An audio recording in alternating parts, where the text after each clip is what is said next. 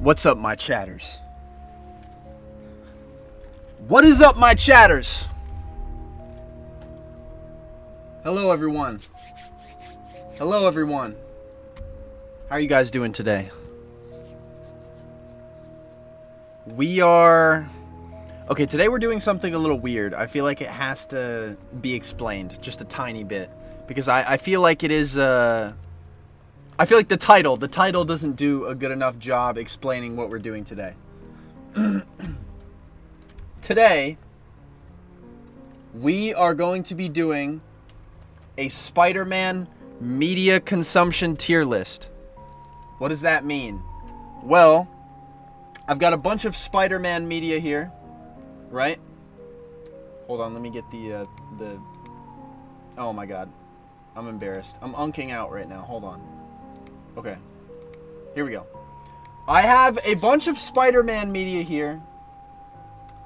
And, I mean, we've got everything. We've got games, we've got movies, we've got shows, all that junk. And today, what we're going to be doing is I'm going to be ranking all of these different things based on whether or not I think you as a Spider-Man fan should go consume those pieces of media.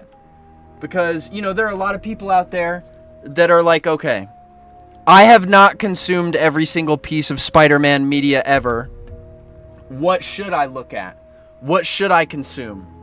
If you want the answer to that question from me, I'm going to be making that a little easier here with this tier list.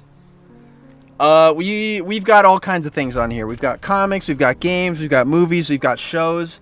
I don't really care for what order we do these things. I might just fucking go ham and pick randomly off the selection here. I'm not even gonna fucking go in the order it's set up. I'm gonna start with what I'm most passionate about. Alright? As a Spider-Man fan, do I think that you should try playing Spider-Man in Marvel Rivals? Hell no! You should never, ever, ever in your life even think about going near Spider-Man and Marvel Rivals. That shit sucks. No mangas on here, SMH? Chat, I'm sorry. I haven't finished Spider-Man Fake Red, okay? Yeah, so let me get that out of the way. Playing Spider-Man in Marvel Rivals sucks. The best part about it is the skins. And even so, you have to pay money for those goddamn skins. Somebody tell him it's my birthday. Happy birthday, Fall Ghost. Yeah, dude, like, playing Spider-Man in Marvel Rivals sucks so bad. You are one of the only DPS in the game without Overshield. You're constantly getting Shadow nerfed. Pretty much the only thing you can do is like 1 or 2 combos that work 50% of the time. You are countered by almost every single healer. If you, I swear to God, if you put the top Luna player in the world against a top Spider-Man player in a 1v1, if there's not a ledge nearby, Spider-Man is losing. Spider-Man is such a low-tier gimmick character that I would tell the biggest Spider-Man fan in the world that he does not need to go near Spider-Man and Marvel Rivals. So fuck Spider-Man and Marvel Rivals. And that's it. That's all the Marvel Rivals shit we're going to talk about today. That one was really a bit. I should have waited until like halfway through the stream to fucking do that joke. But I'm serious though. I'm serious. It sucks. I got Spider-Lord, so I'm good with him. Chatter, I'm sure you're great at the video game, but having a Lord in Spider-Man does not mean you're good at the game. See, look at me, for example.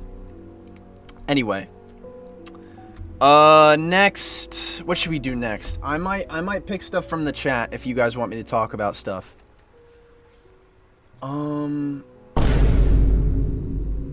Hi Eclipse, thank you for the 5. Eclipse is so cool they gave me 5 pounds. D, Kai, can you rate my cooking attempt from yesterday? It's in the general chat.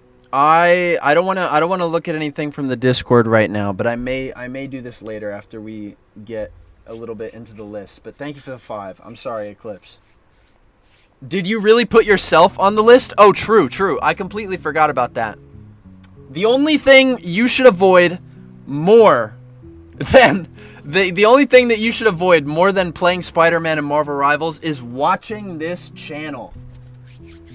So I'm gonna put that at the very bottom, at the avoid section. Do not watch the PSM channel, dude. That shit is ass. Annoying ass channel, dude. And that Spider-Man show, even worse, bro. Mid. Not even, dude. It's worse than mid. So we already got the avoid tier pretty filled. All right, I'm gonna talk about Sam Raimi's Spider-Man now, because I've been writing a video on Sam Raimi's Spider-Man for the last like 3 days, and I've got it the freshest in my mind out of all these things I'm looking at right here. So I feel like it's not controversial for me to say that these are the best Spider-Man movies. Now, I know some of you super fans in the chat may flip your shit, but I don't really think there's any contest in terms of getting at the heart of what Spider-Man is about. Like, there's no other Spider-Man series that cares as much about that as the Raimi films. Like, I know they change a lot of stuff. Like, I know his webs are organic. But in the grand scheme of things, right, in terms of plot, that's superficial. That's superficial shit. Like, people will say, oh, Raimi Spider-Man doesn't make enough jokes. Okay, would you rather have him make a lot of jokes and you know, character writing isn't as important? Or would you rather have less jokes and more poignant character writing? The Raimi films care about the core things that make Spider-Man Spider-Man, and it's the fact that he gave into selfishness. Well, more accurately, in the Raimi movies, he gives into pettiness, and that kills his Uncle Ben, and he goes through the most, I don't even know what the word for it is. He goes through one of the most unique transformations into a superhero out of any comic book character. Like, the thing about the comic that's so good is not, it's the fact that Spider-Man isn't a character that has tragedy thrust upon him, right? Like, he's not Batman where, you know, he's walking down an alleyway and his parents get shot. He's not Superman, right? And all of a sudden his planet gets exploded and he's the last son of Krypton, right? Like, he doesn't have tragedy thrust upon him. Spider-Man is made a proactive character by his superpowers, so as a character he gets a chance to make choices that lead to the thing that ultimately changes him into Spider-Man, which is Uncle Ben dying. Like, there's some individuality to Spider-Man's origin, and the Raimi movies, they focus on that. They flesh out Uncle Ben throughout all 3 movies. They focus on Spider-Man characters that are important, like Mary Jane and Harry. The Daily Bugle has minutes of screen time, and that is not something you can say about any other Spider-Man movie series. The Raimi movies have the Daily Bugle, and that is so goddamn important. Like, if you go back and read the original Stan Lee and Steve Ditko, and even past that, the Daily Bugle shows up in like every issue. So I'm not gonna sit here and I'm not gonna sit here and justify why I'm putting it up here any longer. I'm just gonna put it in the must-see tab, and I'm gonna put them in order because, well, first of all, you need Sam Raimi's Spider-Man 1 to understand, you know, the shit they're talking about in Spider-Man 2, and, you know, Spider-Man 3. I don't know. I kind of do want to take it down a peg. But, I don't know. Chat, here's the thing. I know Spider-Man 3 is not as good as the rest of them. But if I think the first 2 are so good, right? I feel like if I'm trying to recommend the Sam Raimi Spider-Man movies to someone, it would be weird if I told them, no, don't go see Spider-Man 3. That one's not as good, right? Like, Kai, I will heavily suggest that Sam Raimi's movies left some major negative effects on future Spider-Man media. Not as much as some other things. Not as much as Tom Holland's movies. At least Sam Raimi's Spider-Man films. Well, I mean, here's the thing. I wouldn't even say it's... I don't think it's Raimi's fault, per se. I think it's the fact that it's a movie. Like, I think the fact that it's a movie ruins it a little bit. Because I'll sit here and say right now... Just piece of bread is so cool they gave me £1.99. D. ICL I think I cooked on my... Yeah, I released this tier list to my members only Discord. But I mean you'd have to provide me some examples of what Raimi did that damages future installments. The only thing I can think of is the fact that the other movies were so scared to touch on Raimi stuff. I don't think it's so bad. Like, you still have all the great power, great responsibility stuff. You still have Peter torturing himself with Uncle Ben's death throughout, like, the rest of the fucking movie. I know some people don't want to see Peter doing that, but if you, like, crack open a comic book, that guy is, like, talking about Uncle Ben's death, like, into the 90s. He brings it up all the time. Like, I feel like every time... Like, I feel like for every sneeze I've ever done in my life, Spider-Man has recounted the death of Uncle Ben in a comic book. I still think Raimi's characterizations left a negative impact on Mary Jane's reputation overall within the community. That is true. I will cop to that. But chat, we're still ranking all these things, okay? There are a lot of things that I'm going to place over the Raimi trilogy. Like Spider-Man the Animated Series. I would say this one show easily finds itself over the Raimi movies. And I'll tell you why. I think cartoons and other episodic forms of storytelling have a much easier time exploring Spider-Man. Hold on, I just got a donut. Hannah XX_ is so cool they gave me £2. D. Have you played Marvel Zombies, yo? A little bit, but I found it boring because I didn't get to play Spider-Man and I played Jeff. But anyway, as I was saying, I lost my train of thought. Episodic media has a better time exploring Spider-Man than a 2-hour movie does. Because a 2-hour movie has to, it has to condense itself. Everything needs to be in a nice little bow at the end. I was just writing about this today, right?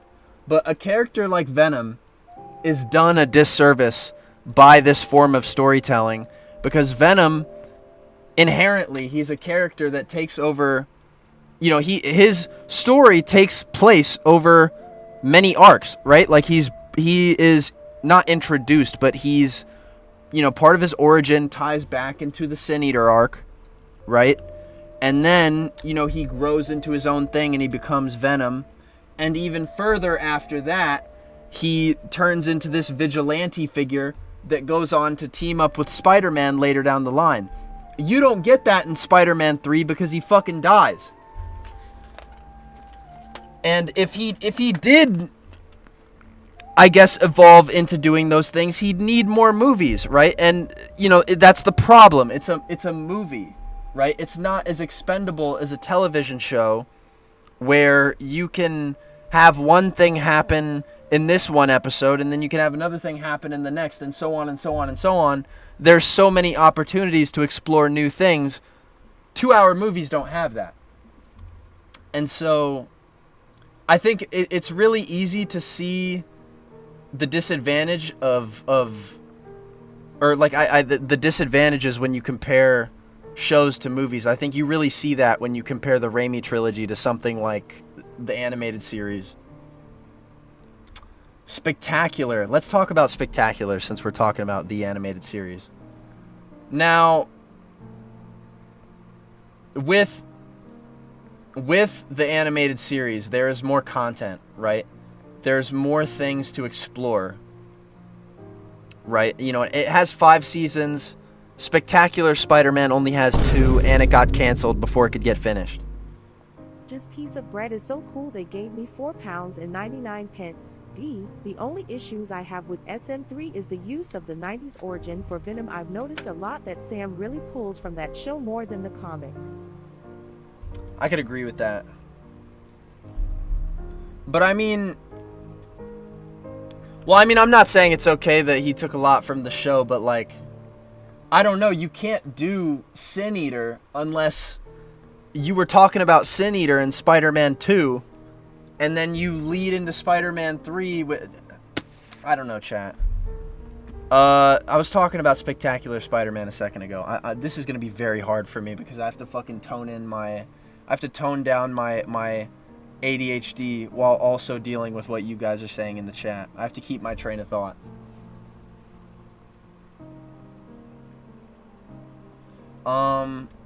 Spectacular Spider-Man. I was talking about Spectacular Spider-Man.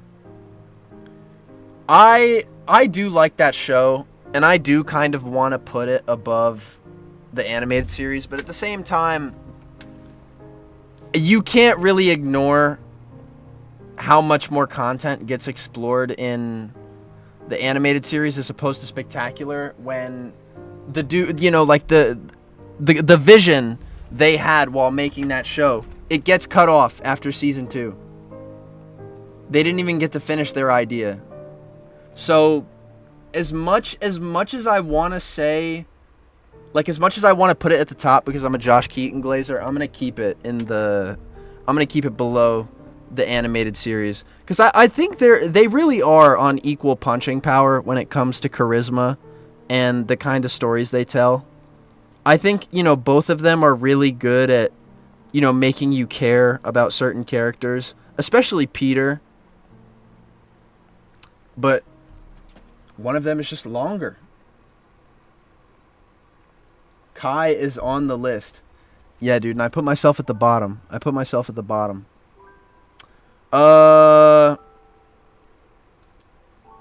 right, let's talk about Stan Lee and Steve Ditko's original Spider-Man run. I feel like this is not controversial to say, unless, I don't know, you don't like reading. But if I could grab every Spider-Man fan by the neck simultaneously, okay? I would open their mouths as wide as possible, and I would shove that inside. I would take this. I would shove that inside as well. I would take this. Imagine I have the third one here too because I skipped one. I would shove that inside as well. You guys need to read the original Stan Lee and Steve Ditko run. I don't care how you do it. I don't care if you pirate it. I don't care how you do it. But I feel like the modern day Spider-Man fan has to consume so much stuff that's so detached from what those earlier stories were about. It's almost refreshing to like go back and you know, see it for how it was at the very beginning. It's good stuff. I feel like the only thing I can imagine people complaining about when having to consume it all is just the fact that, like... This piece of bread is so cool they gave me 4 pounds and 99 pence. D. Yeah, but sorry, so I have to take the dono. on a worse cliffhanger that needed resolved. Spectacular snow still be seen as an ending to the show 90s can. Right, but the animated series is longer. There are more things to see. There are more things that are explored, and I think these shows are on equal footing. One of them just happens to be longer than the other, and that's why I can give it the advantage.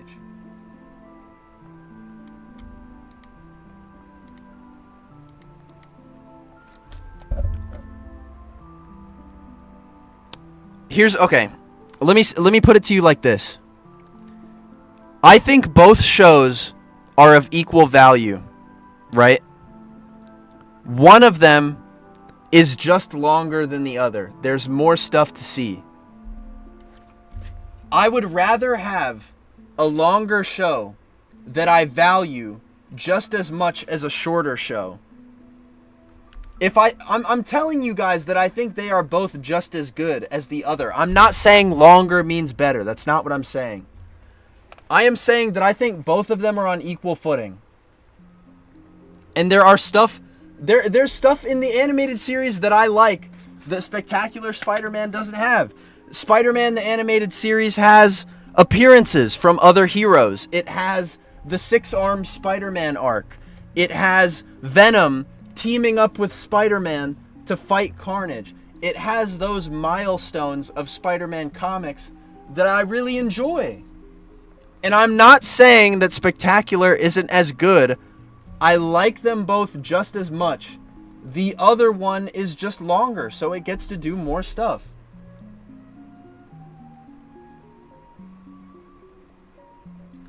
Kai, when will you do a Spider-Man writer and artist tier list? I feel like if I had to do a Spider-Man writer tier list, I would have to read everything. Longer means better. Motherfucker, I did not say that. Alright, I'm just going to move on. I'm going to move on. Moral of the story, go read the Ditko run. Moral of the story, please go back and read the original 38 issues. Please. I'm begging you. Because there's not... I don't think there's another piece of Spider-Man media that explores Spider-Man as intimately as those comics do. I mean, you practically get to read the guy's thoughts. Hello chat, friendly neighborhood clown here. Hope everyone is having an amazing day, and I got to have my 30-minute lunch to watch PSM and letting you all know you are all awesome. Love you all. Thank you, Clownery.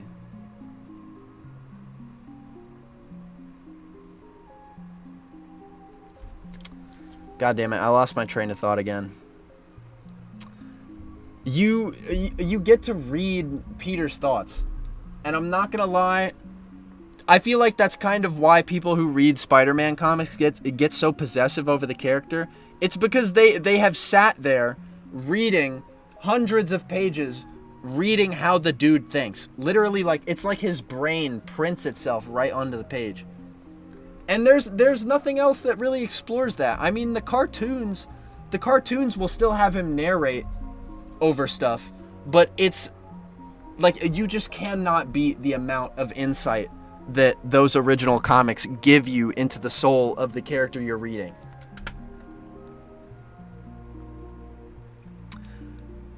Ditko and Lee run feels like one of those what feels like the 60s show. I'm gonna be real. Well, that's because the 60s show adapted some of those original stories. And now that we're talking about it, I figure I ought to do some thinking about where I'm going to put it. Chat, I'm going to be honest. I used to wave this show away, but there are some episodes of this show that are really good. There are some episodes of this show that I really like. And I haven't thought about this, right? Well, I guess I suppose by the nature of it, if I'm recommending these things to people, I would be suggesting, yeah, go watch the whole thing. So if I put something in mid, it's like me saying, yeah, you could go watch that if you want to. So if I put it in mid, that's not me saying, oh, this thing is mid. It's more like me saying, yeah, you could watch it if you wanted to.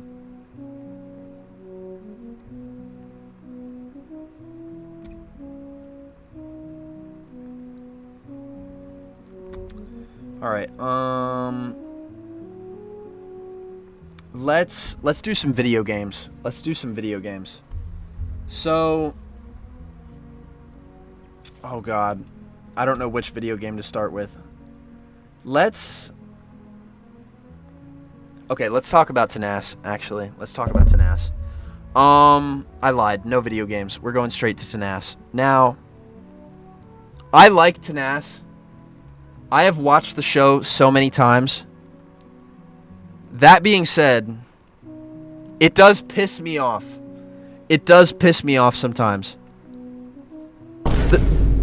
Okay, hold on. I gotta wait for this dono to come through. Just piece of bread is so cool they gave me 4 pounds and 99 pence. D. The 60s show was my first introduction. The Rhino Gold episode got me into Spider-Man as a character. It's a must-see for me. Dude, I could not imagine getting into Spider-Man with the 60s show. I was a Raimi baby. It must have been so weird watching the 60s show, seeing that guy for the first time. Tanas brings me personal pain, but it's good. See, this is exactly what I'm talking about, right? Like, Nero is one of the biggest Tanas fans out there, and he knows this shit. Let me tell you why.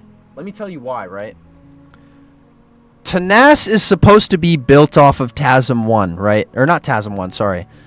Spider-Man 1. It's supposed to be built off of what happens in Spider-Man 1, right? Spider-Man 1 ends with Peter being like, no, I can't tell Mary Jane I love her because if my villains find out, they will fucking skin her to death or drop her off a bridge or something. Okay, that makes sense. You know, you're being a little, you're self-canceling a little bit here by not letting yourself have a girlfriend, but, you know, it makes sense to me.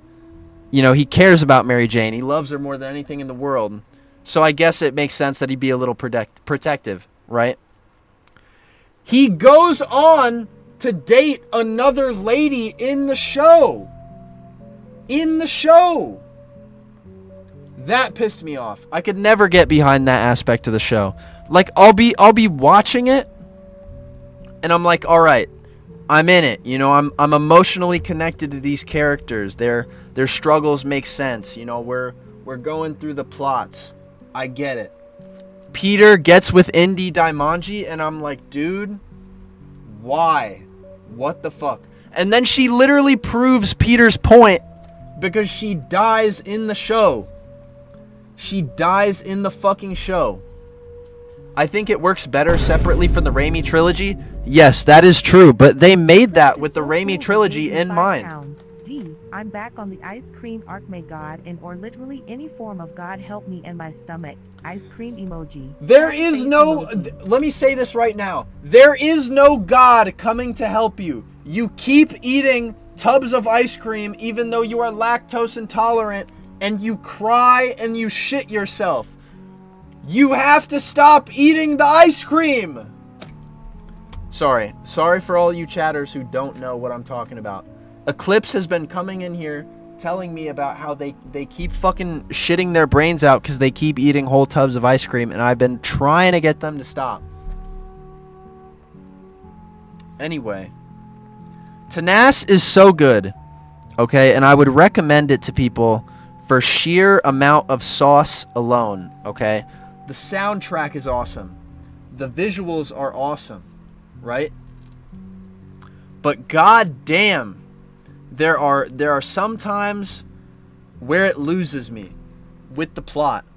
I don't want to say it's a must-see because I do think based on, you know, what it inspires itself off of,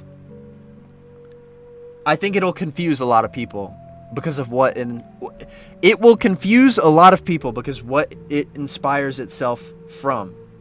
So I would say it's pretty good, and I do think you should watch it, but it is a little frustrating. And then again, I did spoil it by fucking telling you what happens in it, so whatever. A loose animated adaptation of Ultimate Spider-Man. I mean, I never got that part because he's going to ESU the whole time.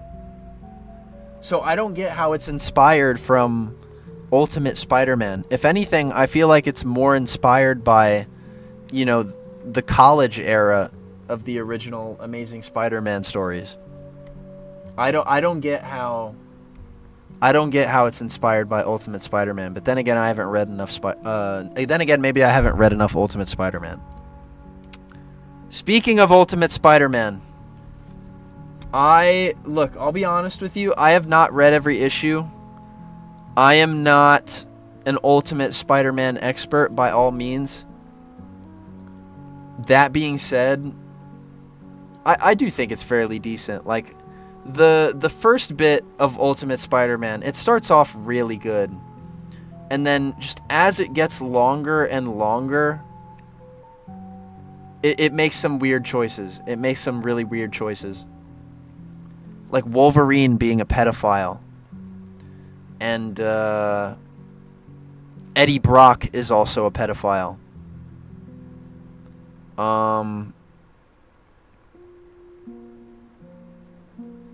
And I don't really think there's much to note about like Eddie Brock's character, right? Unless, like, you know, leaving out all that stuff about him and his dad being, or you know, him being the son of. Ultimate Og Loki overhyped Ditko era slams it. Yeah, like that's what I'm saying. Like Eddie Brock, I'd say probably the most notable thing about him was that his dad worked with Peter's dad on the symbiote. So that's Venom getting fucking shacked. Carnage is like, I don't know. I feel like I don't know enough about Ultimate Spider-Man to speak on it. You know what? I know Alex Lennon is in the chat. Or he was in the chat a second ago. You know what? Let me call this motherfucker. I'm calling this guy. Hold on, I'm calling this guy. Because you know what? Alex has read all of Ultimate Spider-Man. And you know what? I'll try to get his opinion on this. If he'll answer.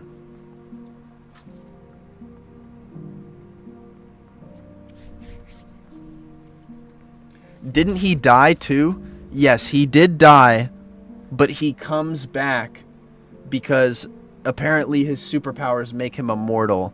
Which is like part of the Oz formula or some bullshit. So, you know, in the end, his death isn't even treated with respect. He just comes back. Alex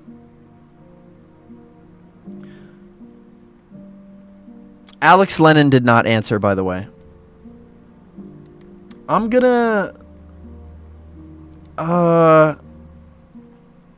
It's... Okay. Chat, I'm not gonna lie. I want to say you can live without it. I want to say you can live without Ultimate Spider-Man, but I don't know. I feel like that's too harsh. Because there are some aspects of Ultimate Spider-Man that I do like. Just piece of bread is so cool they gave me £1.99. D. Calling Ultimate #1 Glazer grass found in field. You know what? I'm gonna... Oh god, this is so hard. I'm gonna put it in mid, at least. Because I don't want people to think that, you know, I don't want Spider-Man fans to at least check it out. But I don't want to say you can live without it. Oh fuck. My headphones just disconnected. Hold on.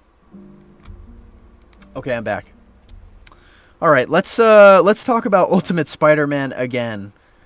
The Ultimate Spider-Man video game. Now, forget everything I just said about the Ultimate Spider-Man comic. The Ultimate Spider-Man video game is a fucking masterpiece. It's like The Legend of Zelda Wind Waker. I think I'm thinking of the right one. It is such a good video game. And if you already like the Ultimate Spider-Man comics, the game... What was it with people dying on Peter's lawn in the Ultimate comic? If it went on for long enough, Miles would have died if it kept going, cause Uncle Ben died on it, Gwen died on it, and Peter died on it. Yeah, there are a lot of lives have been claimed on Ultimate Peter Parker's front lawn. Okay, Ultimate Spider-Man. Oh god. Okay, I'm gonna... This is very hard. I want to put it at the very top because it's a video game. You know what I mean? It's one of the most interactable pieces of media you can engage with.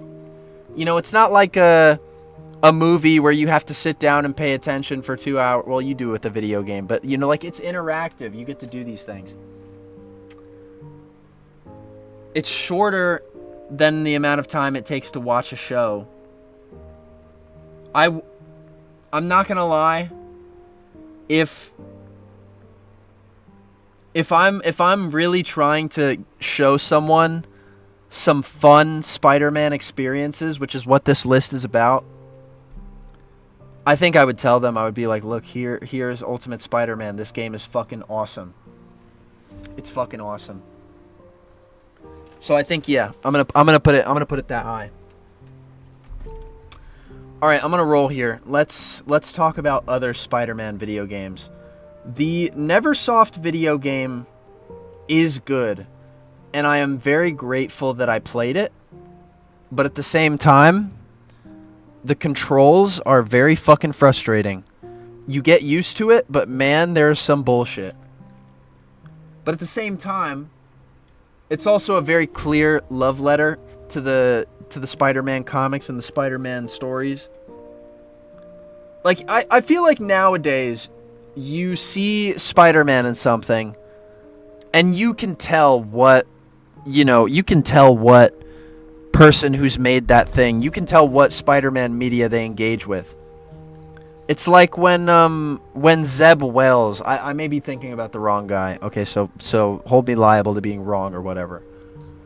It was like when I'm not even going to say his name. It was like when a Spider-Man writer was writing an interaction between Peter and Norman Osborn, and he writes Peter to say, "Oh, you've been like a father to me." You wouldn't be writing that shit about these guys if you were reading the original Spider-Man comics. You would only say that if you watched the Raimi movies, right? When you play Neversoft Spider-Man, you're like, alright, dude, these guys love Spider-Man comics. That's what these guys are fucking hooked on. And there's just so much stuff in there. Like, there's Scorpion, there's J. Jonah Jameson, there's Venom, who plays a fucking important role in the game. You see Mysterio, Carnage, Dr. Octopus. You get to see other heroes as well. I'm gonna put it above Tenace. If I had to recommend it to a Spider-Man fan, I would recommend it that much. I wouldn't say that you have to play it, but I think you would really enjoy it if you did. I think it's a really enjoyable game. Put it over Spider-Man 3. You know what? I'll compromise. Actually, I'm gonna take Spider-Man 3 out of the top ranks because I just remembered something about Spider-Man 3 that I don't like so much, and it's the fact that it makes it so that Uncle Ben's death isn't really Peter's fault anymore. And they do this by making Sandman the one who kills Uncle Ben and not the dude who ran by with the money. Because if it's not the dude who ran by with the money, then Peter stopping him doesn't really matter. He would have died anyway. So it does kind of lessen the impact of Uncle Ben's death. And for that, I think I'll take it out of the must-see tier. And you know what? If we're going to separate it from the rest of the Raimi movies, I don't see why I couldn't lower it a bit.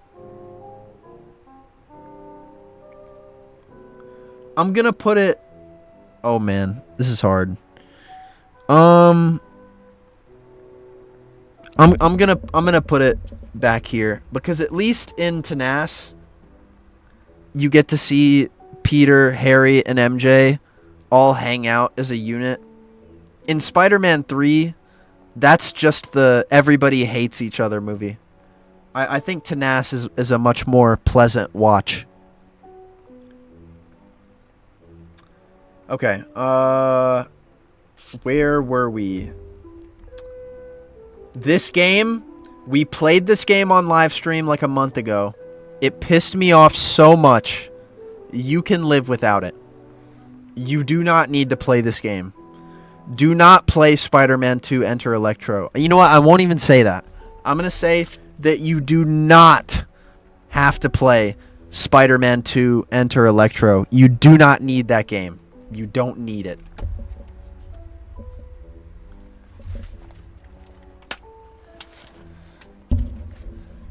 That game pissed me the fuck off. You don't need it, chat. You don't need it. You do not need it.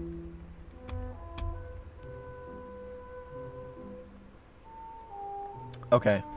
Let's let me think about some other things you can live without. I'm not gonna lie, chat. Some of you guys are gonna get mad at me when you say this, or when I say this. I feel like you can live without Spider-Man Unlimited. And I know that's a hot take. But I feel like you can live without Spider-Man Unlimited. You do not need to watch Spider-Man Unlimited.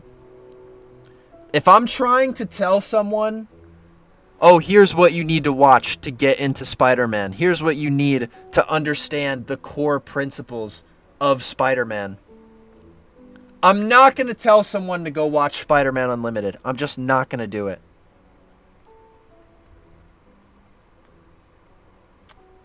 And it's not a bad show, okay? I like the art style. I like Rino Romano as Spider-Man. But it's another one of those deals where, like, Spider-Man is on another planet.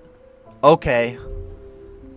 And they just want to do bootleg Earth shit. Like, they want to make Peter Parker do stuff he would have been doing on Earth anyway. And it stings even more when this show was supposed to be a Spider-Man 2099 show, but then they lost confidence because of Batman Beyond, and they didn't want to be a Batman Beyond ripoff, even though Spider-Man 2099 and Batman Beyond, the only similarity they share is being in the future. Alright, Spider-Man is dead in the 2099 timeline, or whatever. But anyway, yeah, I don't really care for Spider-Man Unlimited. What else do I not care for? Okay, I'm going to be so honest with you right now. You can live without the Amazing Spider-Man video games. You don't need those. But which one would I put above the other? I would put... Oh god, this is hard. Because I don't know which one I would recommend less than the other.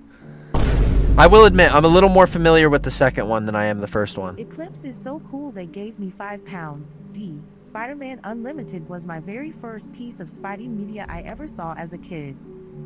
Damn! Dude, a lot of you guys in the chat are telling me about some weird first experiences with Spider-Man. Those games were ass, not gonna lie. They're not so bad. Okay, I'm not gonna lie. I'm gonna let my alternate suit bias show. I'm gonna put TASM 2 above TASM 1 because it has better alternate suits.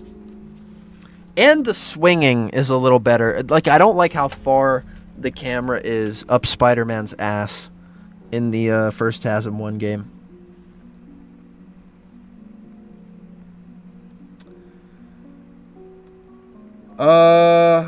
Is this going to be a video later? Nah, I'm probably just going to keep it on the stream. You know, I just want to do something fun with you guys live. But in terms of videos, you know what? I am going to let you guys in a little bit. I'm going to let you guys in on what I'm working on. Pause. Dude, I don't even know what you guys are pausing for. I don't remember. I don't even remember what I said. Okay. So, I've been working on a video, right? If some of you guys follow me on social media, you will have seen the Electro suit that I made. And it's my Halloween costume. I'm not going to wear it to go trick-or-treating because I'm a 22-year-old man. But I just wanted to have a costume for Halloween and I wanted to make a video about it. So brace yourselves. This is my Electro costume.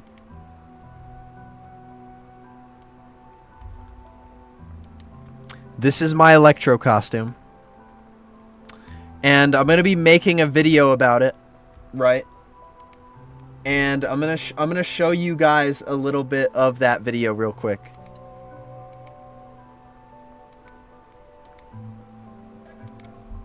Okay, hold on. Look at this.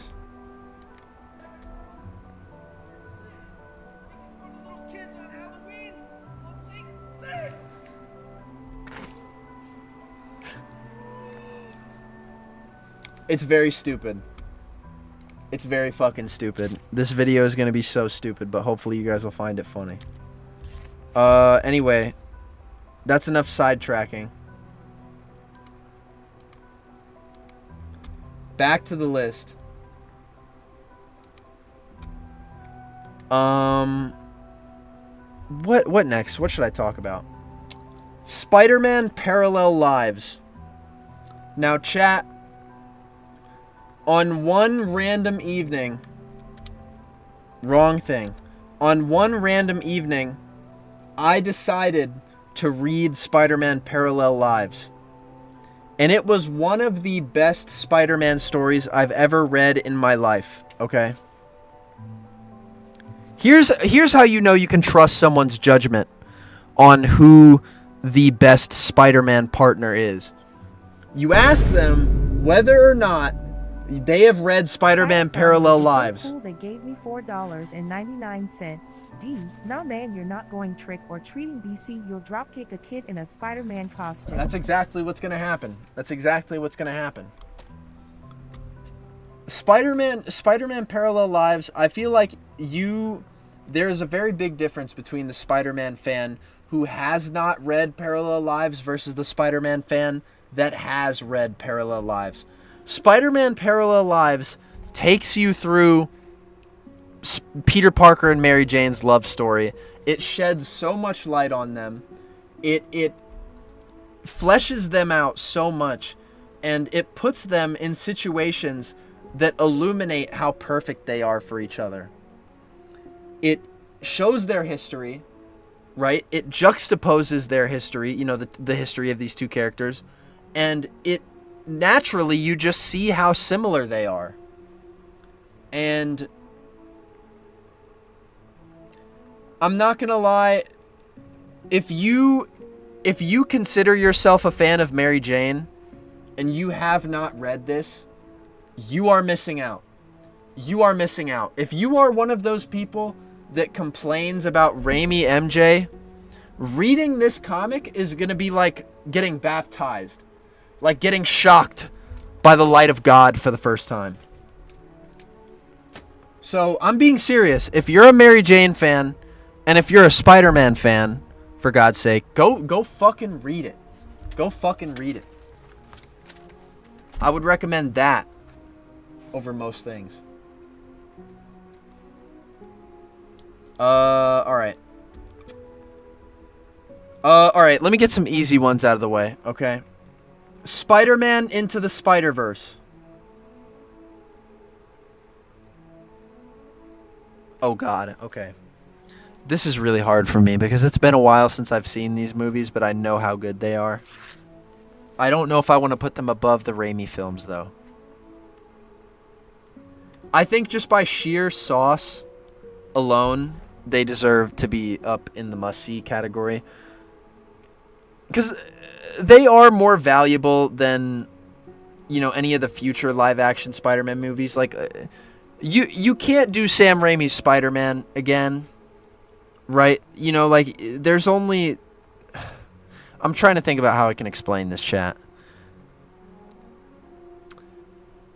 If you're going to make a movie about a comic book and you make it look just like a comic book, you fucking give it that saucy-ass comic book style, you use comic book storytelling devices, you make a love letter to a comic book in a movie, or into a movie, rather.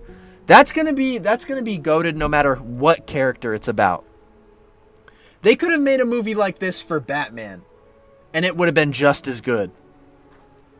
So I think, Spider-Man is a comic book character. You're never gonna get away from that part of the character.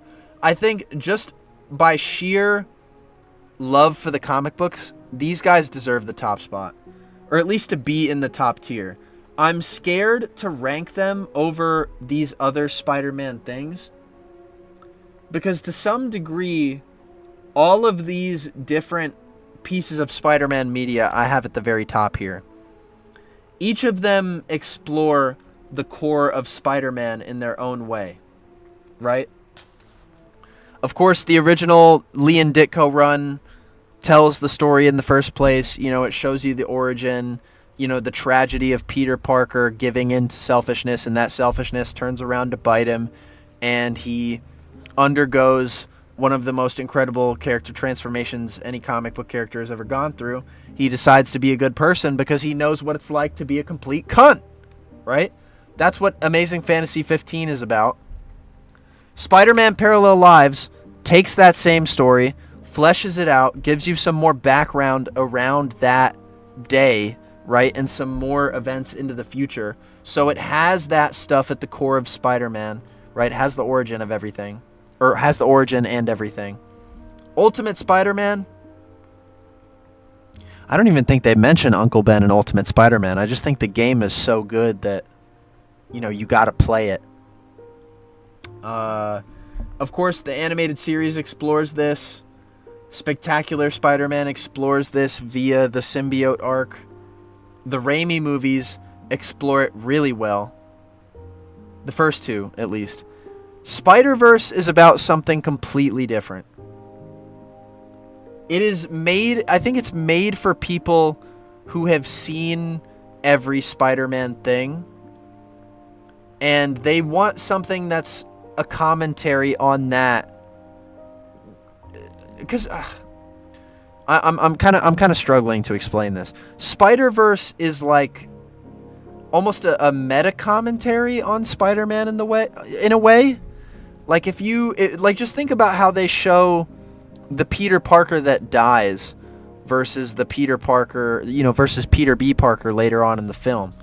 The Peter Parker that dies, he's like what people think Spider-Man is. He's like what people imagine Spider-Man to be. Is so cool they gave me £5. D. I nearly forgot that I convinced a friend to make the bloody Spider-Mobile as a van and drive around in it blasting the 60s theme just for laughs. Lamau.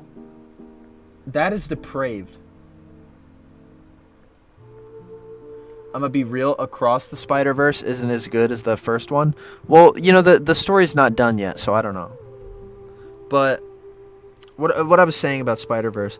Spider-Verse Spider-Verse contrasts this idealized Spider-Man with a Spider-Man that's a little more familiar to us Spider-Man fans. He's a miserable, sad sack fuck who doesn't know how to navigate his life. He's a little bit of a loser, right? He's got some flaws. I don't know. I feel like I don't have to explain why I've put these all the way up here. Let's talk about Spider-Man Blue. Now, I would say that you should go read Spider-Man Blue, but I would just say that you should read past the original Lee and Ditko run more. I just didn't think to put that on this list because I haven't finished it. I still got to finish it entirely before I can put the Lee and Romita era on a tier list like this.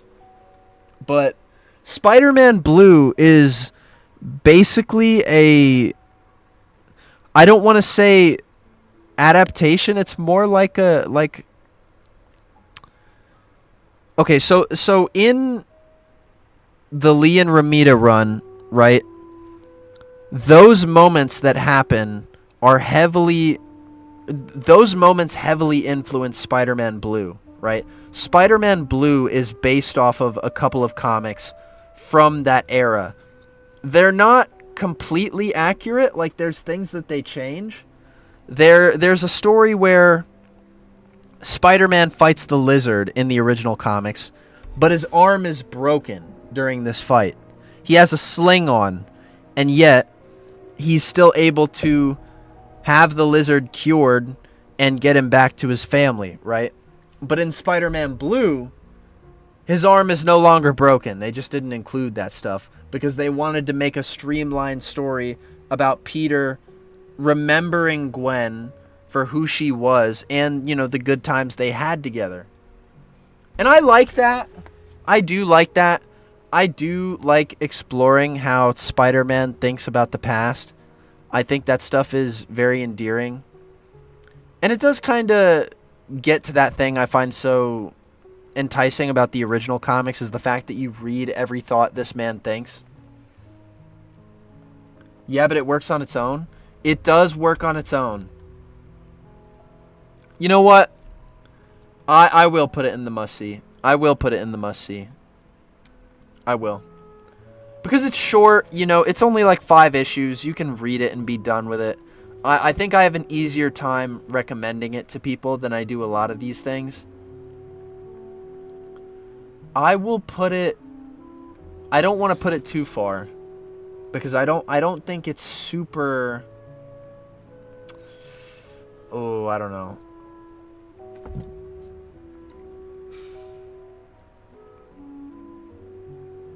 I think I'm gonna put it up here. I don't know how far though.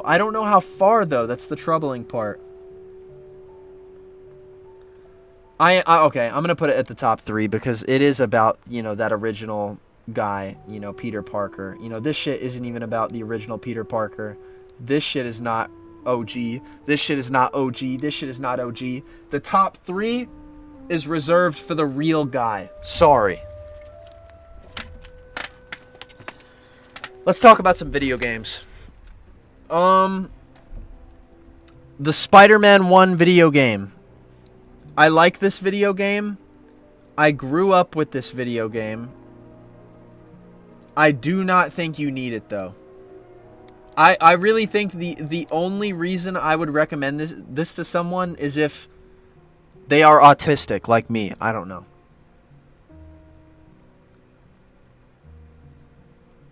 Somebody in the chat shitting on me for putting Spider-Man Blue over Into the Spider-Verse. Alright.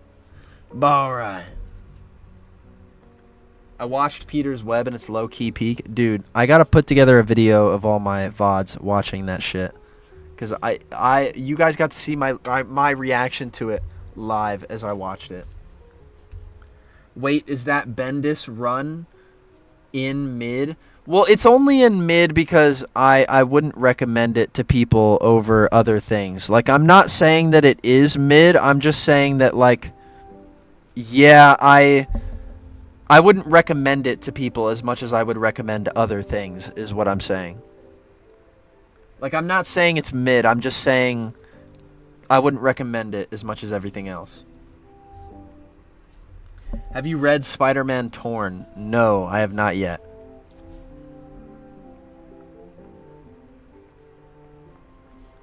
Alright, Spider-Man 2, the video game.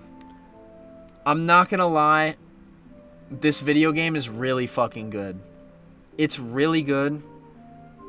And it is a piece of Spider-Man history.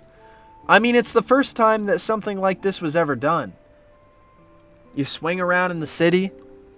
You know, you stop crime.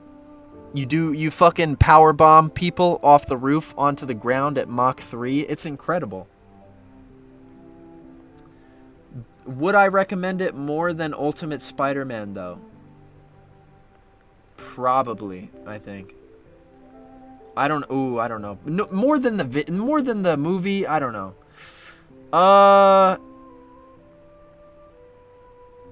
Oh god. Shit. This is hard. This is really hard.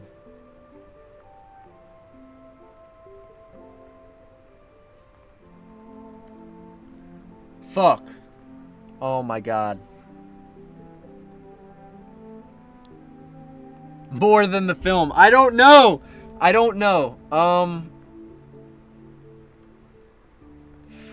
Oh shit. It's the second game. What the fuck do you mean it's the first time we've seen this? In the first game, in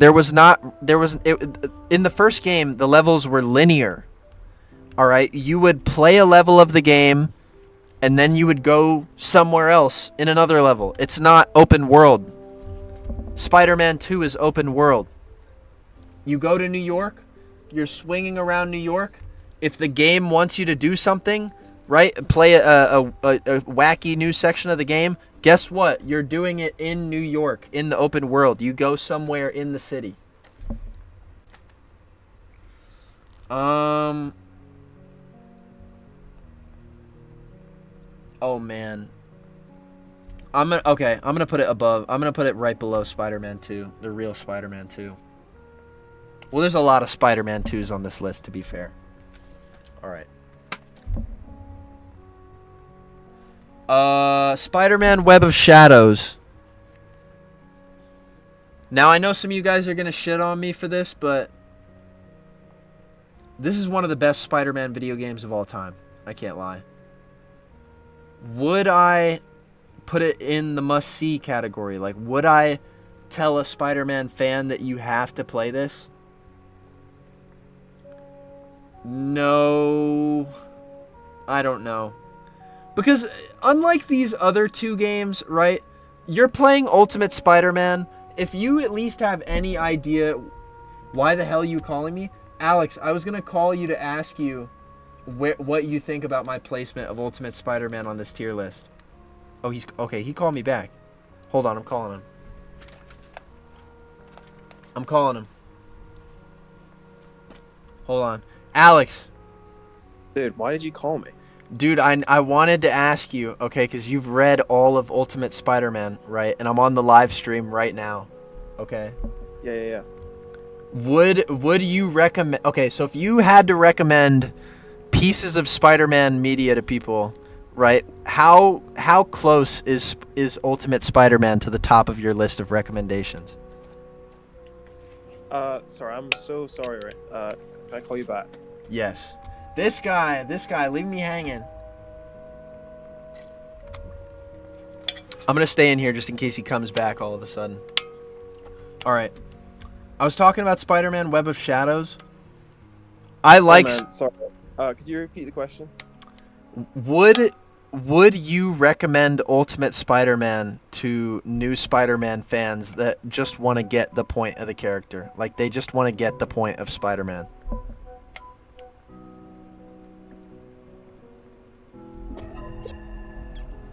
This guy's... Are you fucking laughing at me, dude? Come on. He left! This dickhead. Web of Shadow Sorry, is dude, I low-key think I, like, carried by typed, gameplay. Did you hear the question? No, could you just repeat that? I swear to God, if you leave again. Would you recommend Ultimate Spider-Man to people who have not seen Spider-Man stuff before and they want to get into the character? Would you say Ultimate Spider-Man is good enough that it justifies being in top recommendations? No, I recommend Donny Cates' Venom, though. That's pretty good. The suit from that's pretty good. Don't make me laugh, bro. Don't make me laugh. Don't make me laugh. Come on now. I want a serious answer out of this guy. Sorry, actually, what was the question? No, get the fuck out of here, dude. Get the fuck out of here. This guy. God damn it, dude. I can't fucking ask this guy shit. It's staying in mid, and that's Alex Lennon's fault.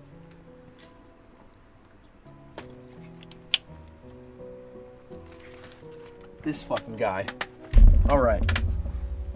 Web of Shadows, it's a good video game. It's a whole lot of fun.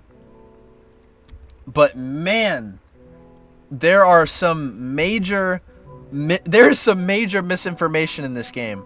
Like, the shit about Venom is just like... I mean, we shit on Spider-Man 2 for just turning Venom into a fucking aura farming monster that just takes a massive dump all over the city. And we take a shit on Venom in Spider-Man 2, in the Marvel's Spider-Man 2, because he's just a shitty surface level version of the character. This game was the first to do that. Okay, Web of Shadows did it first. It was a fun video game. It had great swinging. I don't really get the idea that it gave a fuck about Spider-Man and the characters in Spider-Man stories. I mean, it was cool. It had some cameos. There was Moon Knight, there was Wolverine, there was Black Widow. Alright, and that stuff was awesome. I do not think that it was good enough that I would say that, any new Spider-Man fan, yeah, you have to see this. I wouldn't say that about Web of Shadows. I know, but it's so fun. Yes, that's why I'm going to put it in pretty good. I'm not going to put it in mid. Alright, Spider-Man Shattered Dimensions. This is where I start to conflict. Alright, this is where I start to fucking This is where I'm gonna fucking put. All right, you guys aren't getting what I'm saying because I haven't ranked the comics yet, but I do have the 2099 and Noir comics and all that stuff in here. I'm gonna conflict myself because those comics are gonna be lower than this game. Okay. I'm gonna put Spider-Man Shattered Dimensions in the must-see tab because at least, right? At least you can get introduced to these characters so that, you know, if you're playing Spider-Man Shattered Dimensions, you're going to be like, okay, there's a Spider-Man I know that I like, and then there's Ultimate Spider-Man, and then there's Spider-Man 2099 and Spider-Man Noir. If I'm showing this game to a new fan, right, and they see these characters, they might like them enough to go pick up the corresponding comics for these multiversal Spider-Men. So I would put this all the way up here just so, you know, anybody would have like a good launch off point to go check out the other Spider-Man. And I'm gonna keep it at the very bottom. I'm gonna keep it at the very bottom of must see. It's like a little sample tray for all these other multiversal Spider-Man stories. I'm gonna put it above Across the Spider-Verse though. Kai, your chat is shitting on you. I know. All right, my chat is always shitting on me.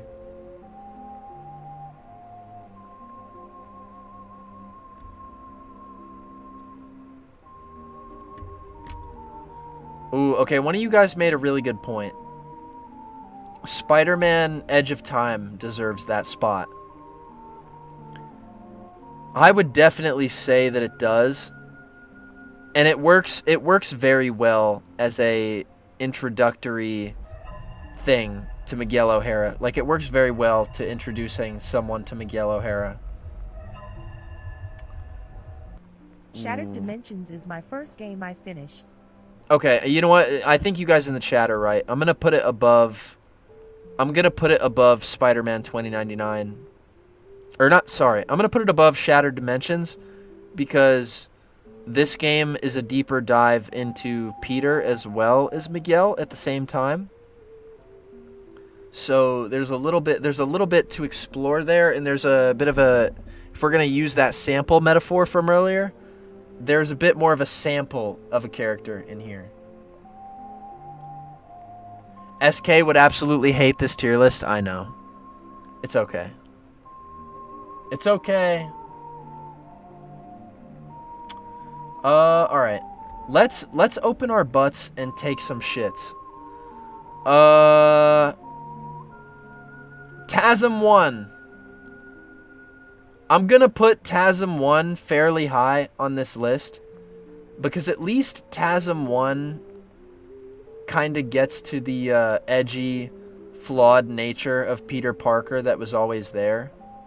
TASM 1 takes Peter and makes him an edgy teenager, if I were to describe it properly. Tobey Maguire is kind of like this deer in headlights with the way he plays Peter Parker.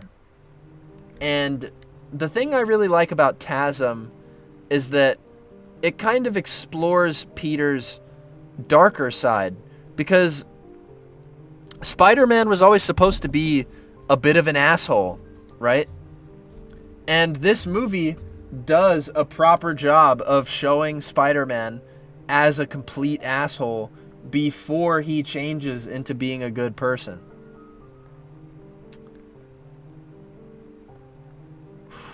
I don't know if I'm gonna put it in must see though. I struggle to say that it should be up there.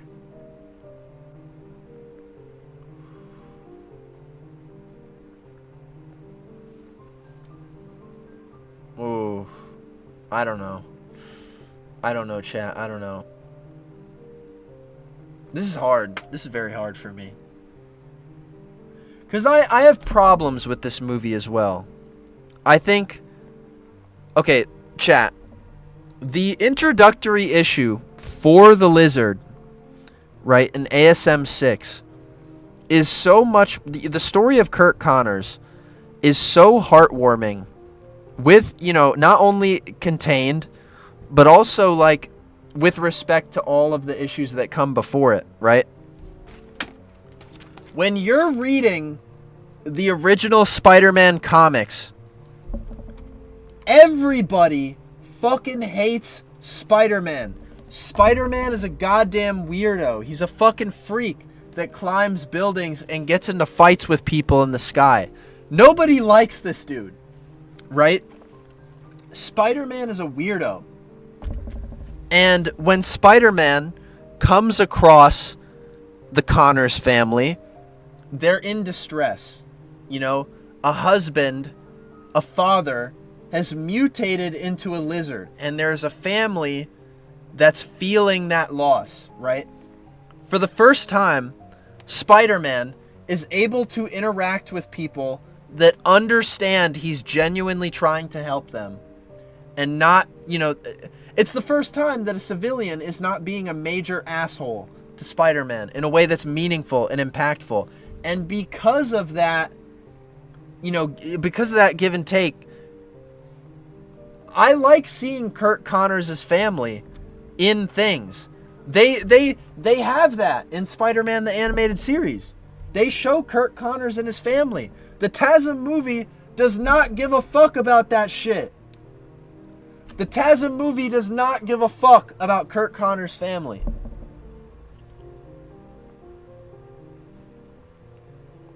So I can't put it up here with other pieces of Spider-Man media that have actually treated Kurt Connors and the Lizard and his family with respect. I can't put it up there. Kai, please put it at must see. I can't in good conscience. I can't.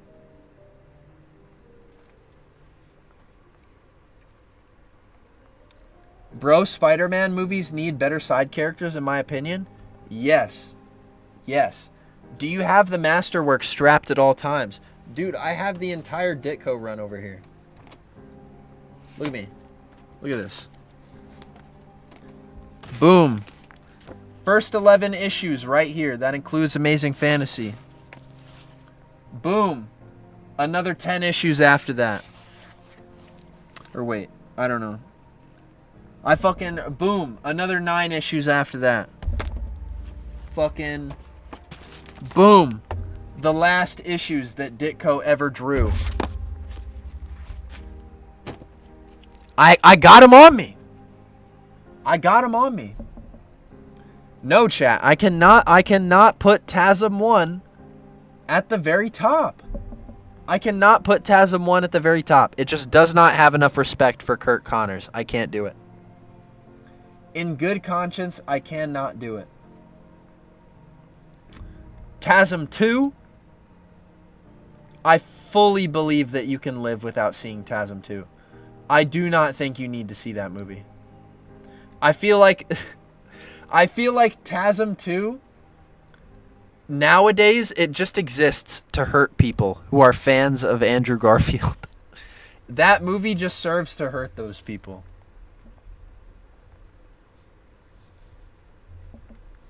Do you have the annuals too? Yes, the Mighty Marvel Masterworks include the annuals.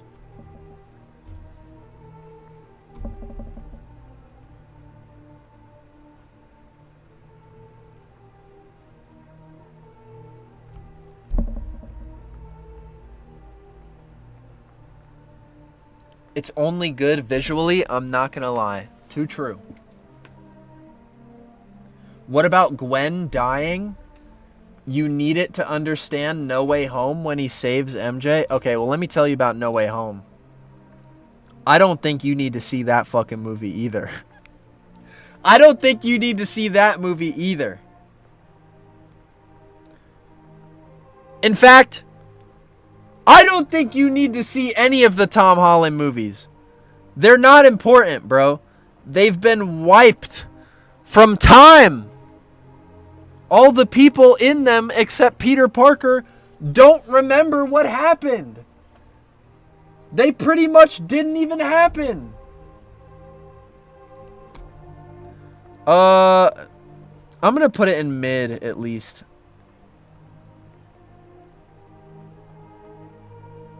I'm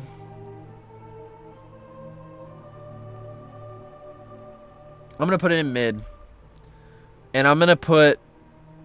Oh, man. Okay. And I'm gonna put Far From Home. You can live without Far From Home. You don't need to see that movie.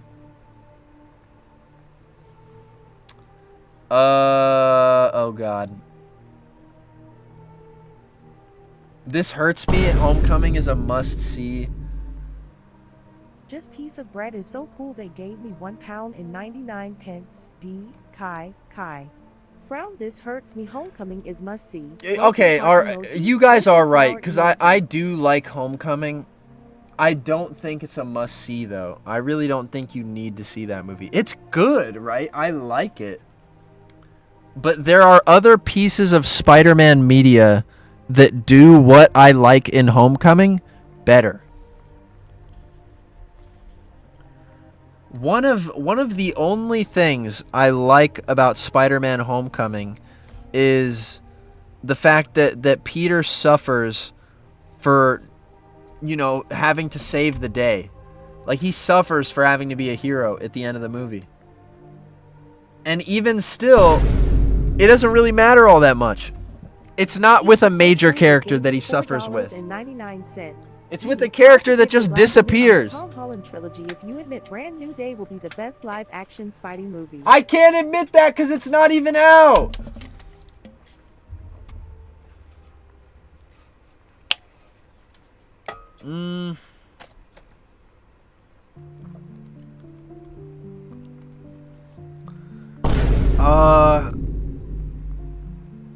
Just piece of bread is so cool they gave me £1.99. Oh, man. D. Canceling my membership, it's at least pretty good. Do I like it more than TASM, though? I don't think so. I don't think I like Homecoming more than TASM.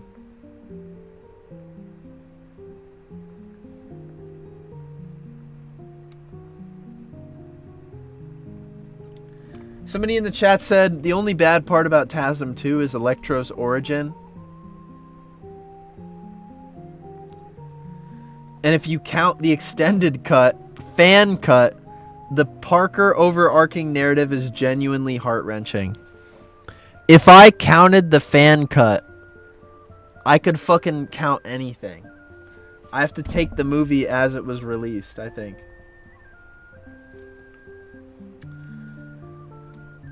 Put the first Insomniac game right under the first Neversoft game. It's a must. Yeah, I would say... Ooh, God, okay. Alright, now, don't burn me at the stake here for putting the first Spider-Man... or the first 3D Spider-Man game below the not remaster, sorry, Marvel Spider-Man. You're gonna have to forgive me for this. The only reason that this game makes it into the must-see tab is because the game is much more accessible than the Neversoft game. It's much more accessible on a control front, on a consumer front. You can just play the game, right? You can get it on Steam, you can get it on PlayStation, whatever. And the game doesn't fucking fight you. This game fucking fights you. If Neversoft Spider-Man was remastered into a modern video game tomorrow, I would probably put it above... Well, no, I don't know. I don't know, chat. I think I'm going to put Spider-Man in the must-see. I just have to. It's so good.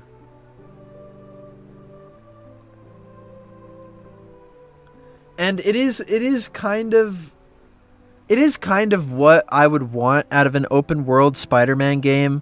You know, there's an overarching story. There's, you know, all kinds of alternate suits. You know, Mary Jane is there. Aunt May is there.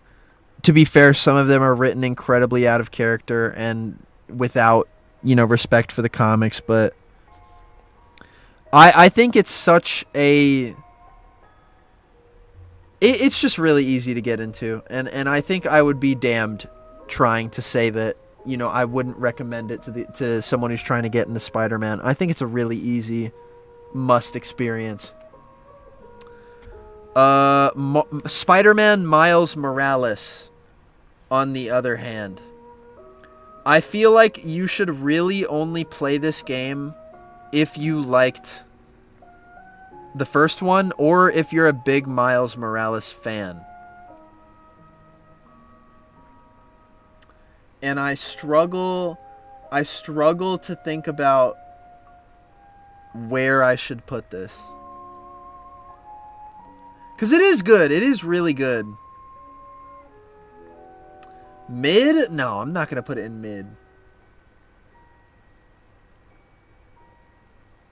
Why are you guys talking about guys and trees in my chat? I'm going to put it in pretty good. Now, as for the Miles comics themselves, I have read quite a lot of them. I'm not going to sit here and act like I've read every one, because I'm definitely missing a few issues. But I do like those original Miles stories. You know, Miles himself, right? He lives in a post-Spider-Man world. You know, Miles, as a written Spider-Man story, he lives in, you know, the post-Spider-Man 2 world, which is everybody and their mom knows it sucks to be Spider-Man. And Miles, his origin is written with that thought in mind. You know, Miles, he doesn't want to be Spider-Man. He doesn't want to do the Spider-Man thing. He would rather pretend that he doesn't have superpowers and hide, because everybody and their mom knows, everybody in this chat who is engaged with any form of Spider-Man media knows that it sucks to be Spider-Man. So Miles thinking that himself, it's a bit of self-awareness on a character front. There's also a lot of fun gimmicks in the Miles story. I like that he doesn't have the web shooters at first, because he's not smart enough to make them. I like that, you know, there's a shakeup in the dynamic. You know, Miles has to, you know, navigate having a supportive, you know, mother and father. I like that Miles has to live in a post-Spider-Man world where everyone is still reeling from the loss of Spider-Man. And the game doesn't have that, and that kind of sours my opinion of the game a little bit. DeKeef, thank you for joining the channel.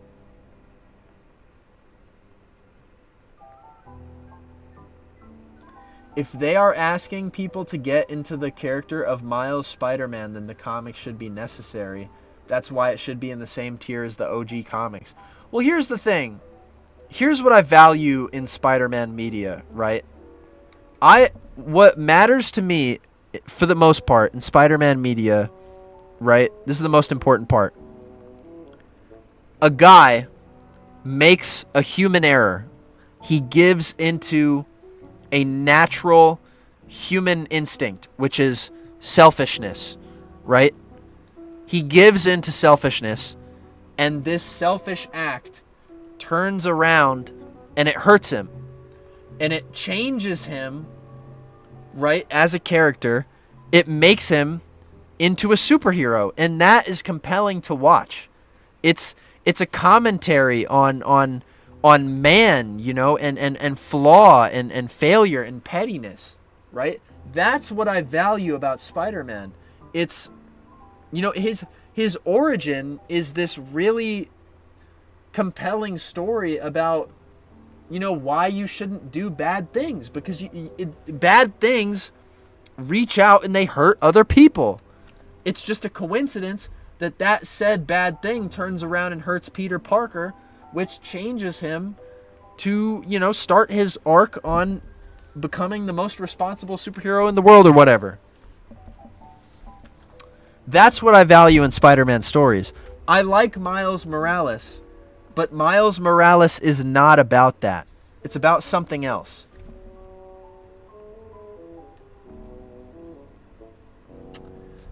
I'm gonna put Miles Morales at the end of pretty good, because this video game isn't even about like anything that the comic character went through.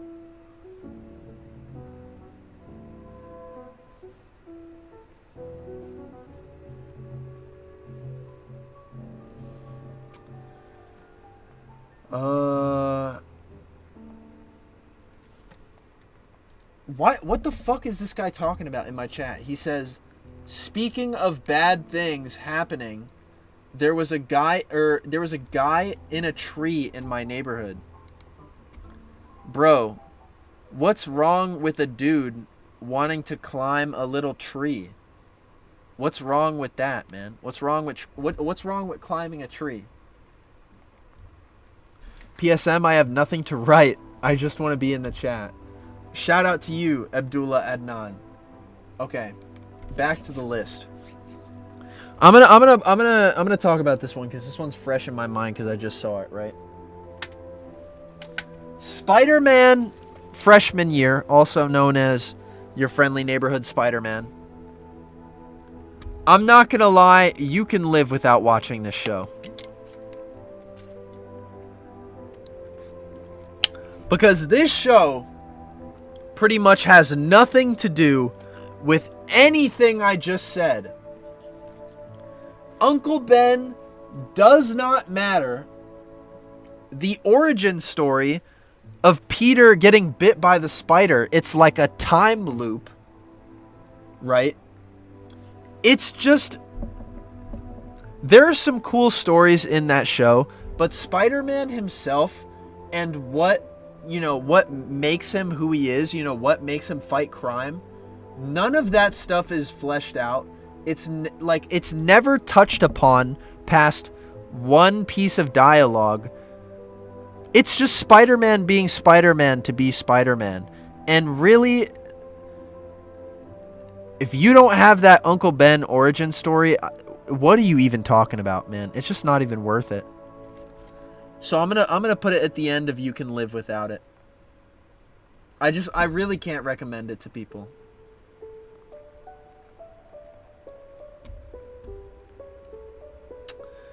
Marvel's Spider-Man 2.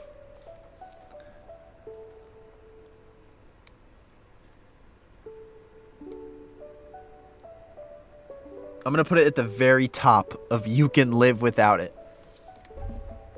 You do not need Marvel's Spider-Man 2. I don't care how good the traversal is. I don't care.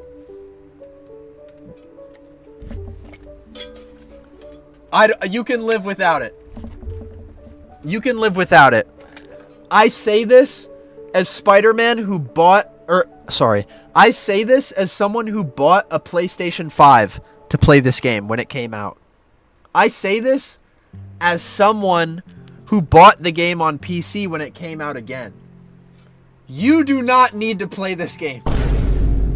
You do not need to play this game to live. Sabuti is so cool they gave me $1.99. D, the only person I use Fortnite creator code for. Dude, Sabuti, you're the GOAT. I really appreciate you. Okay, chat, let me break it down for you, okay? What made Spider-Man 1 so good? What made Marvel's Spider-Man 1 so good, right? The fact that it was a really good video game, and on top of that, right? On top of that, there's a really good narrative going on in the background. There's an interesting story being told. You know what I mean? One that felt a little, emblematic of the times. It felt like it acknowledged what Spider-Man was going through as a character at that point. Like, we're, in the 2010s or whenever the fuck it was, Spider-Man had given up his marriage so that he could have Aunt May back again, right? And at the end of this story, at the end of Marvel's Spider-Man, he says, "Nah, fuck you, Aunt May. Die!" Okay, I'm joking right now, and I'm forgetting what my point was. But there was a narrative in Marvel's Spider-Man that felt a little more like it was in tune with what the audience wanted. Now, I know everybody wasn't happy. I know there are some people to this day who are still not, completely happy with what, went on in Marvel Spider-Man. I mean, believe me, I have my grievances. But I think it's good enough. The story is good enough that I think, combined with the fact that it's just a really great video game, I think it justifies being all the way up here. Ooh, I'm trying to think about whether or not I want to put it any further.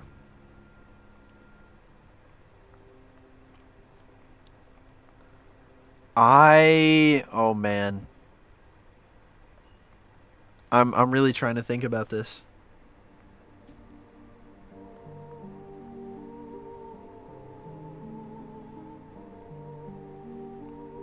I was actually a fan of having Harry as Venom. He works so much better as the Goblin. Harry works so much better as the Goblin.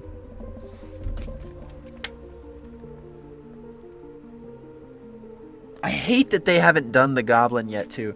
Like, the problem with Marvel's Spider-Man is that, he's supposed to be this established Spider-Man who's so late into his career, and yet he doesn't see Doc Ock until year 8.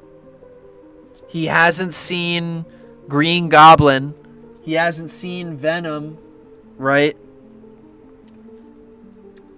I don't know. It's not a perfect Spider-Man modernization, especially on top of the fact that Mary Jane is not Mary Jane at all.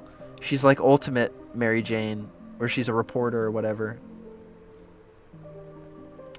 Spider-Man 2 Insomniac is better than the first game. Yes, but for this list, we are specifically thinking about narratives and like how Spider-Man functions in a story. Because I'm trying to give people a list of things I would recommend to them based on the quality of Spider-Man. Kai, you're so gay. Thank you, chatter. Alright, the 80s Spider-Man show. Now, to be fair, I have not watched every single episode of this show. I'm not going to say it's dog shit, though. I don't want to sit here and say it's dog shit. There are some episodes of this show that I find endearingly silly. And that's just the thing about it. It is endearingly silly. It's kind of a lot like the 60s show in a way. Spider-Man and His Amazing Friends. I'm not going to lie, chat. You can live without this show. You can live without this show as well. I'm going to put it... Ooh, should I put it above or below Your Friendly Neighborhood Spider-Man? This is hard. I'm gonna put it in below. I'm gonna put it in below.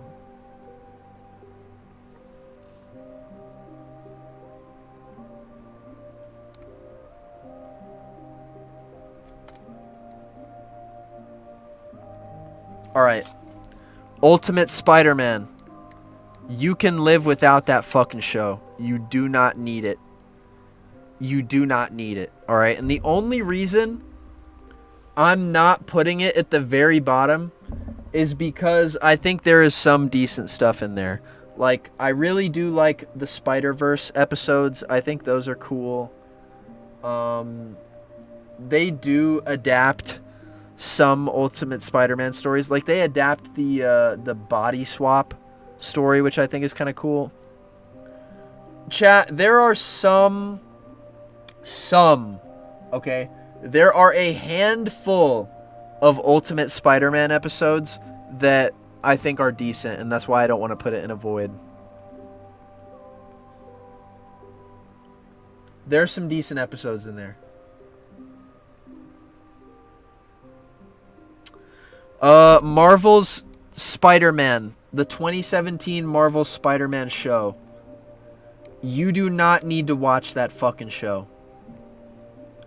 In fact, I would rather you learn to play Spider-Man in Marvel Rivals than watch that show. That show is not good. It is like bland toast. It is so fucking boring.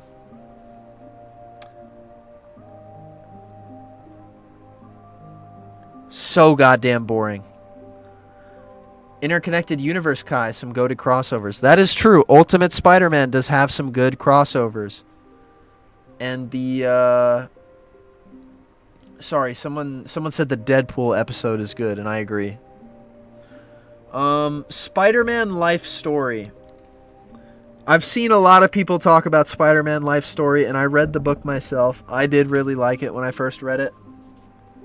That being said, upon rereading, I really do feel like it's forced into it's forced into a 5-issue time slot, and that is not enough time. Like, they literally do a cutaway gag talking about how Peter went to go help people in 9/11,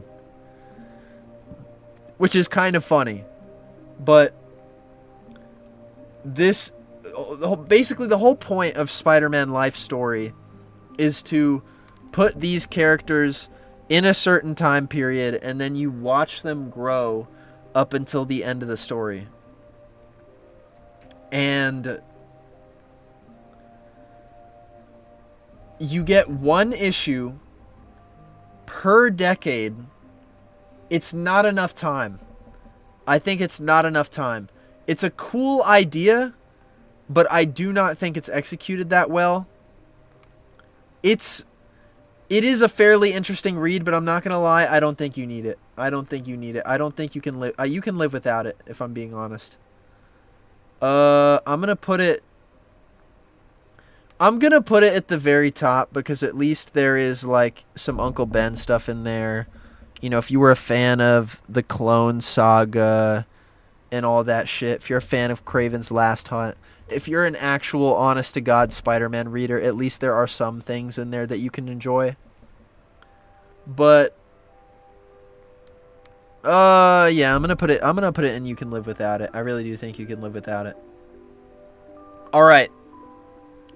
Spider-Man 2099. Now, I refreshed myself on this character as much as I could before I did this live stream. I read the first 5 issues, because I don't have any more than the first 5 issues. Well, at least in sequential order. I have the first 5 issues, and then... Hold on. I have the first 5 issues.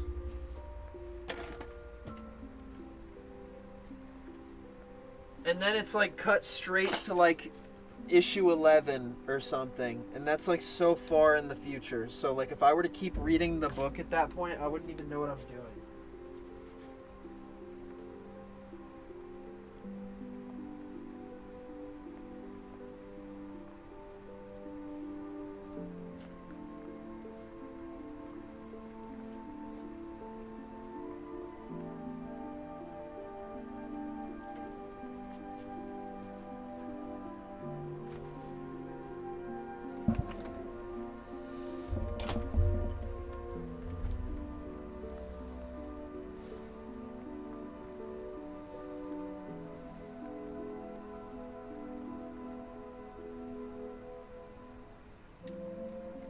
Sorry, chat. Okay. I tried to refresh myself on this character as much as I could.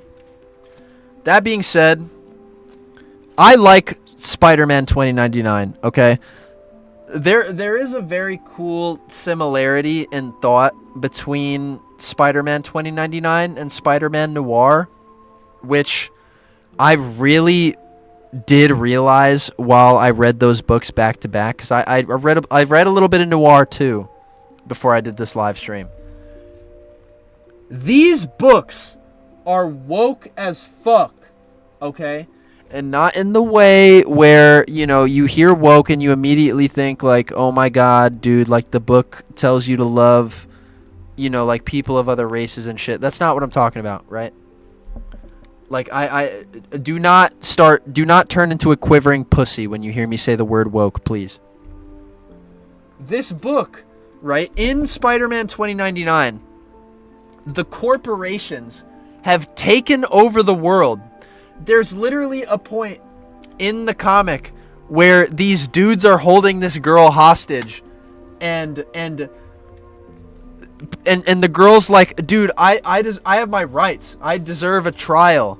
I fucking yada yada yada. And the people kidnapping her are like, we bought your judicial record.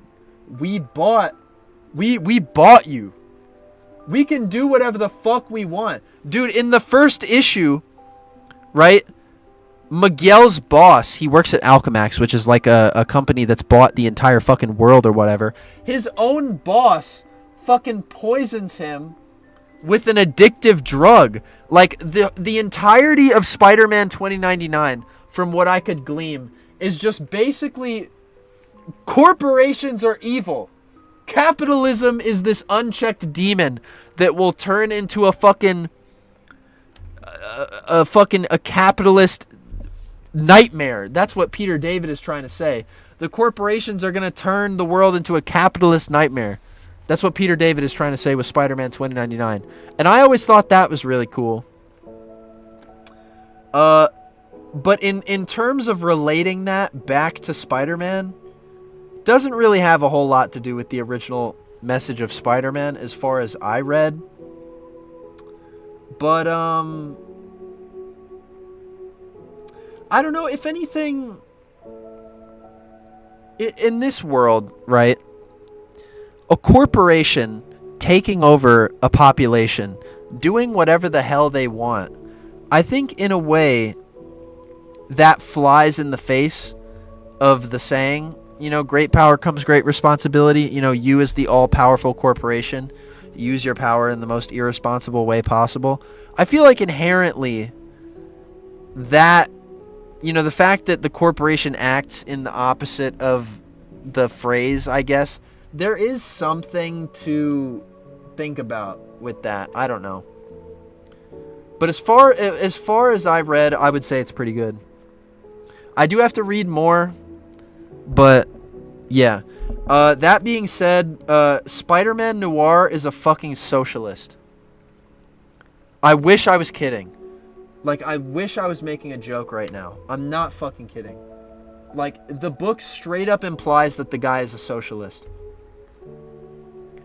And that's like the first issue in. And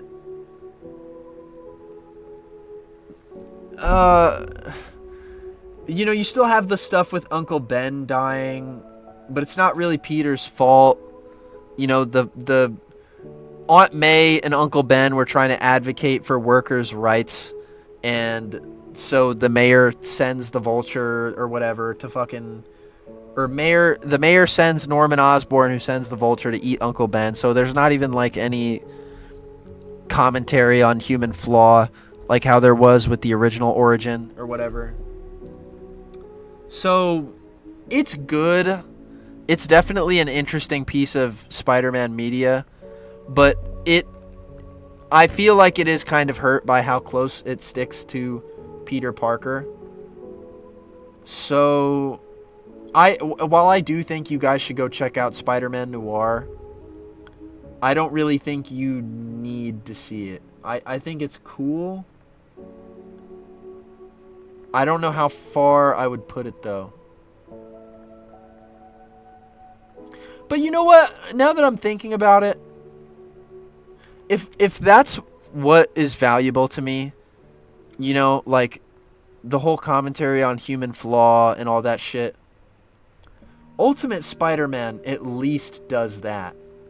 It at least has the origin somewhat intact. The only reason I can't recommend it to people is because it falls into shit. And I can't say that I know that about Spider-Man 2099, right? Like, I can't say that I know for certain whether or not, you know, the Spider-Man 2099 comics fall off in quality. At least in Ultimate Spider-Man, it starts really solid. The origin is really good, right? You get this endearing version of Peter Parker who is flawed still, right?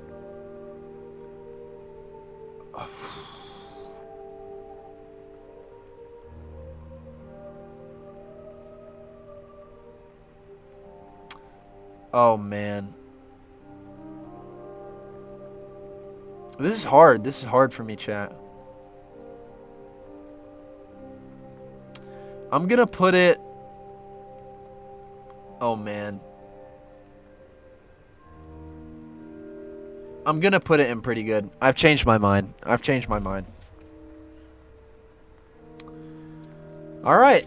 Well, chat, that's my list. I'm not super confident in my rankings.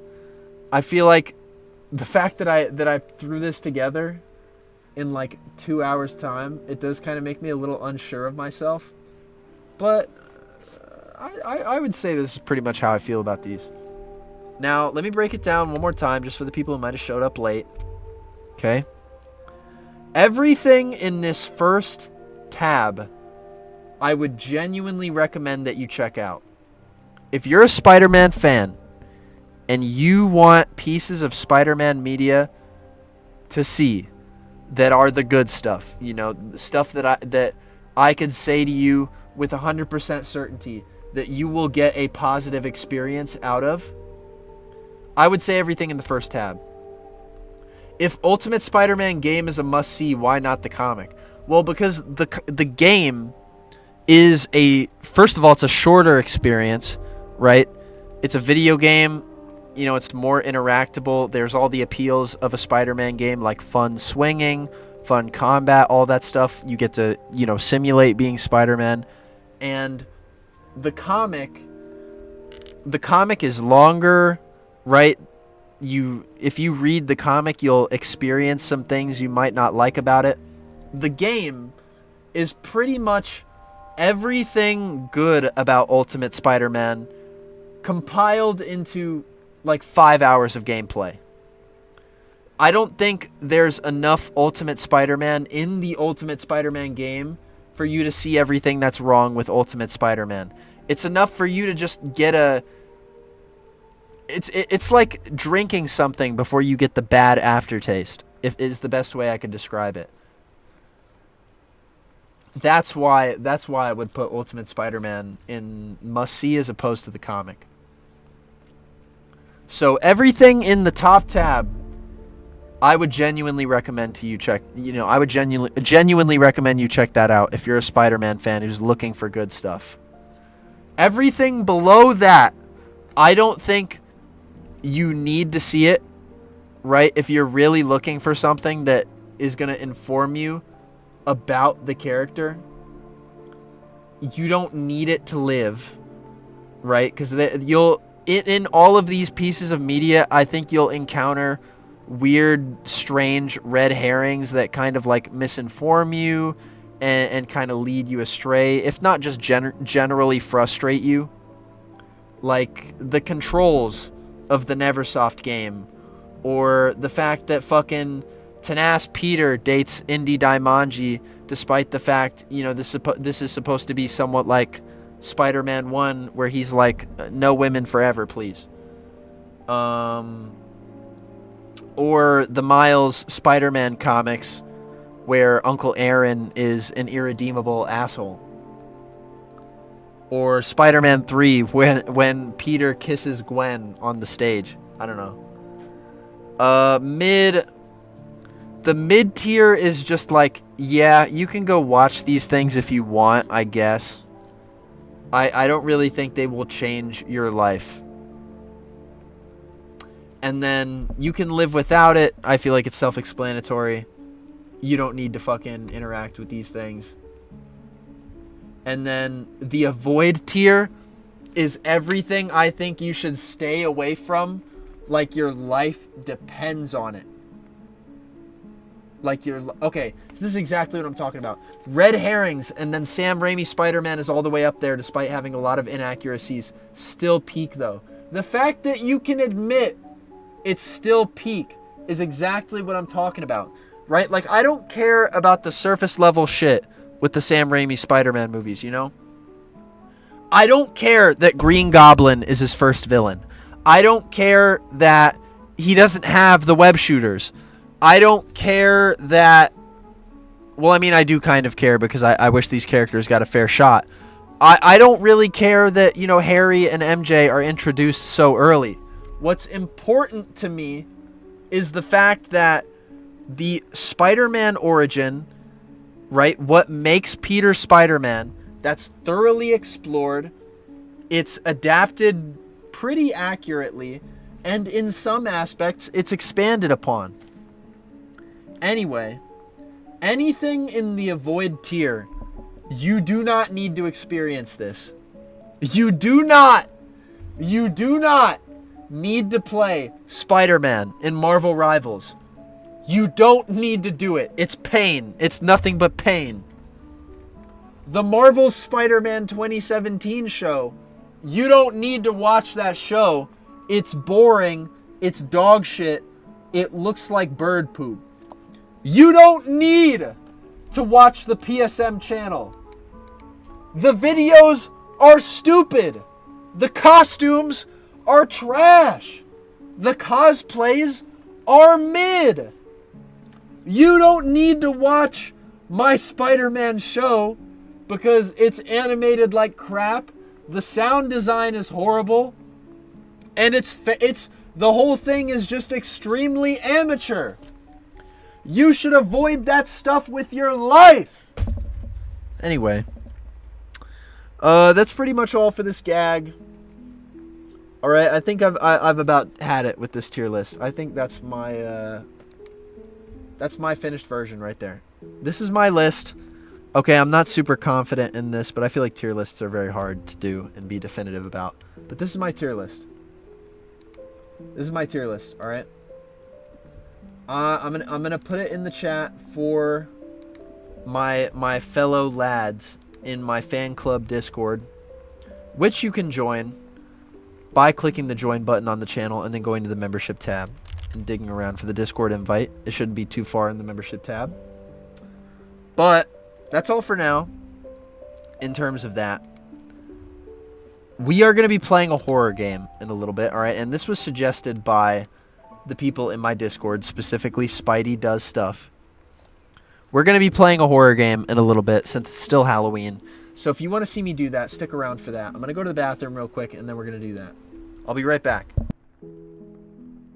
Oh, and if you become a channel member, you also get to be on screen. Also, Eclipse, let me know if you want me to change your avatar. I think I have all the Smash characters and Spider-Man and some DC characters. Just let me know, Eclipse. All right, I'll be right back.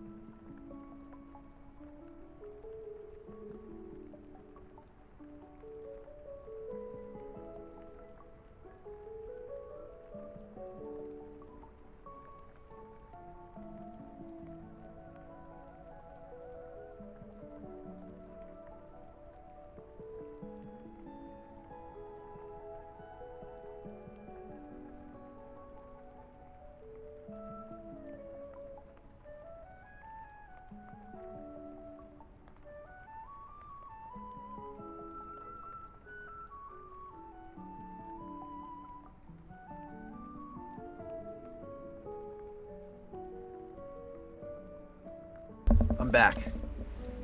By the way, what was playing is you left Zelda music playing in another room.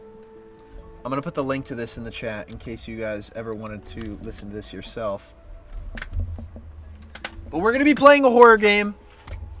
All right? And I'm going to be completely honest with you guys. This is a FNAF fan game, okay? Somebody in my Discord server wanted me to play a FNAF fan game. And who am I to say no to my humble viewer? So that's exactly what we're going to be doing. I'm going to be playing Five Nights at Freddy's. I'm going to be playing Five Nights at Freddy's. I'm turning the lights off. It's time to get scared.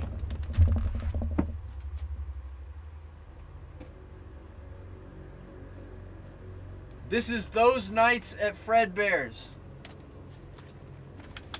Apparently Corey Kenshin played this game recently, and I think that's why Spidey Does Stuff wanted me to play it so bad. But let's give the game a try. Let's do it.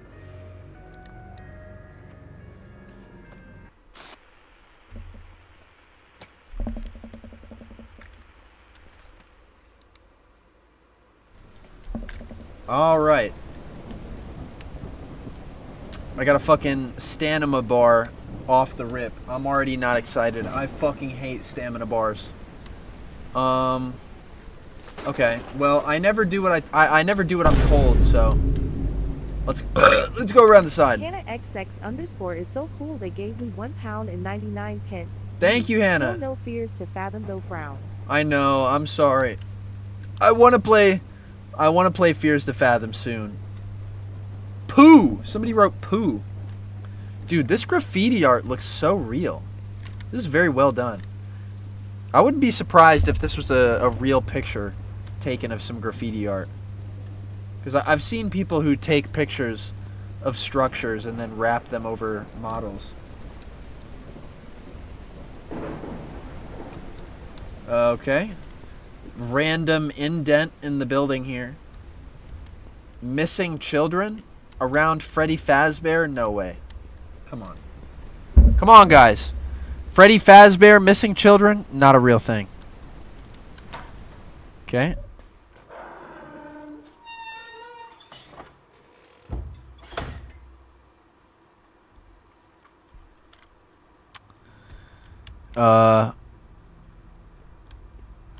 Nice. We've got some real talent over here. I don't like Fredbear. Scary. Or does that say scarek? No, that's scary, and then there's a line drawn to Fredbear. Okay. Makes sense to me.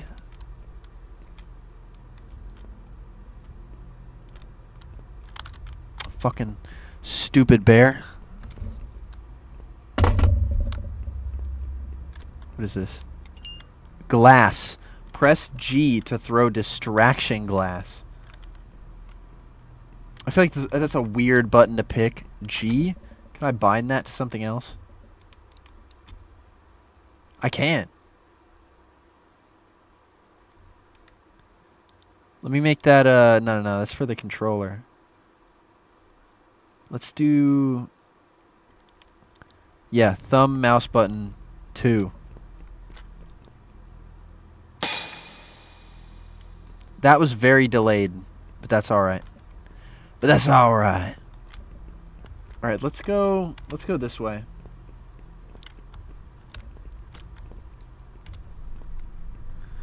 Guys, I'm so scared. Like, I'm not gonna lie.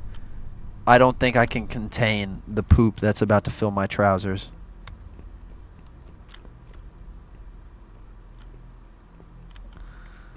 Alright, you guys are a little close to the left side of the stage, huh?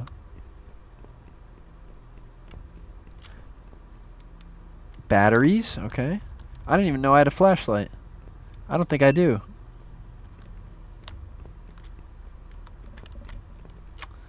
Alright, what if I do this? Fucking stupid motherfucker. Fucking waving ass bit. I'm never going to do that again. I am never going to do that again. More batteries. Outlast be like. Let me go in the bathroom. Hello? Is anybody taking a shit in here?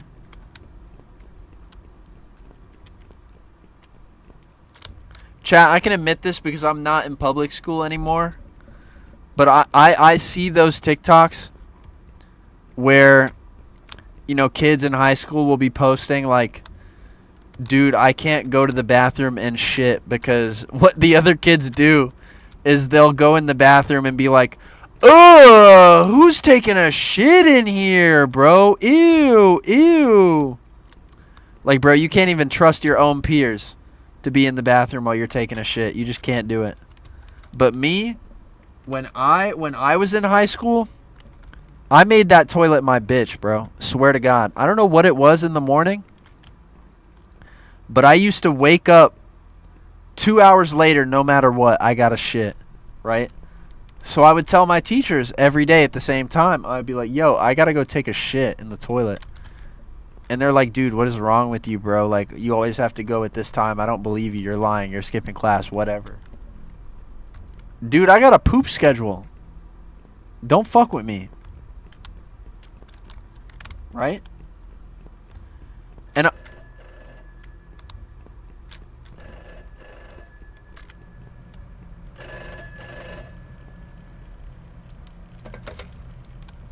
Hey, Julio. Listen, I want to apologize again for the super short notice that you're working the night shift for this last week before the renovations. I had this week booked off several months in advance for my sister's wedding, and Damien just quit. At least I assume so. He doesn't answer his phone, and he hasn't written anything in to say he's leaving, so I guess he just kind of saved enough to quit? I don't know. But that left us with just you. Not ideal, but you are the only person qualified enough for the job out of everyone. whoa. Good thing is, you get a bit of extra pay.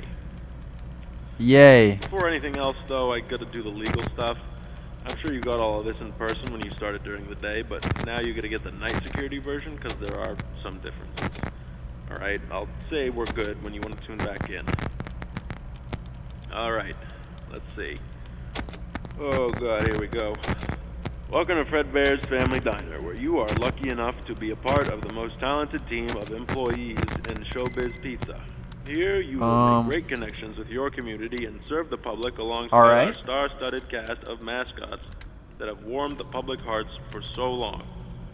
Fredbear's Family Diner is owned under Fazbear Entertainment, and as such, you are subject to all rules and regulations within the company's provided handbook, including but not limited to harassment in the workplace, discrimination against other employees, theft of company property, tampering with company property, and all other subsections. Dude, this fucking phone echoes across the entire building. Fazbear Entertainment is not responsible for any damage to personal property or injuries to employees, including medically definable disabilities caused by equipment during or after work hours.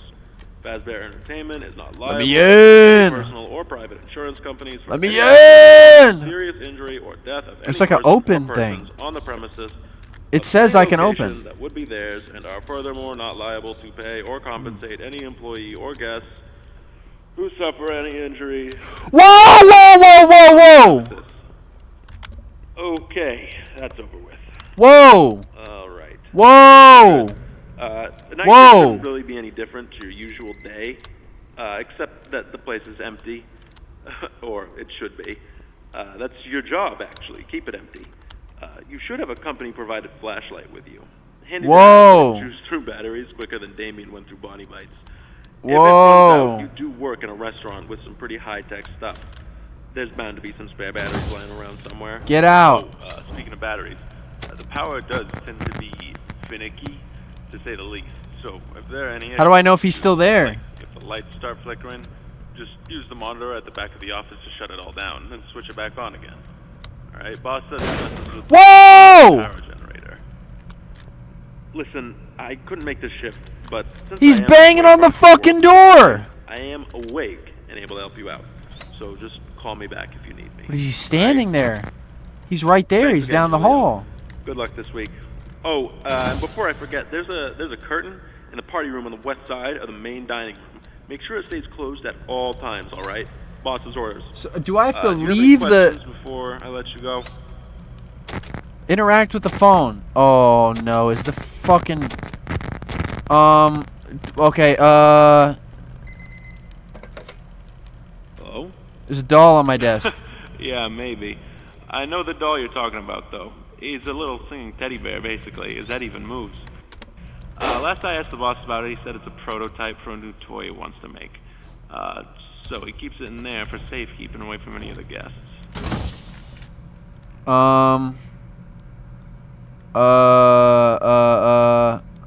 That's odd. You should be on the approved personnel list. See, while they're patrolling, they also act as additional security guards. They can pick up that new RFID stuff from your Oh, work badge, and the if you're not fucking... approved The to be thing is building open. tonight, The they'll thing is alert open. the That's not authorities good. and attempt to restrain you until It's they show already up. open. It's Management already should have open. given you an updated work badge. Maybe something's up with the shift data system. The thing is already open. I'll try and get a hold of the tech team tomorrow since they're not on call right now. Okay, I'll get this fixed for you. I'm gonna go fucking deal with Meantime, stay that. out of their way. Your office does have those heavy-duty doors you can close to keep yourself from getting detained. Good luck, Julio. I'm sure I'll get a hold of him for you. Dude, Freddy Stay is safe, fucking moving, man. Oh, dude, that shit is all the way open. That is not good. That is not good. Okay, fine. I'll live. I'll live. I'll live. I'll live. Hopefully. Shit. Yeah, I need to go. I need to go, man.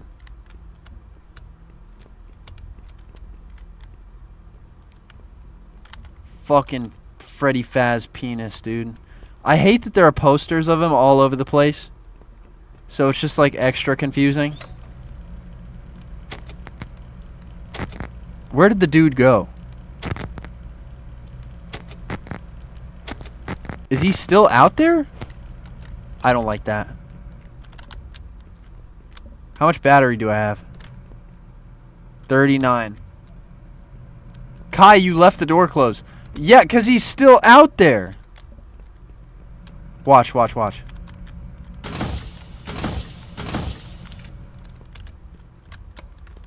Okay, well, there's no way to know. There's no way to know.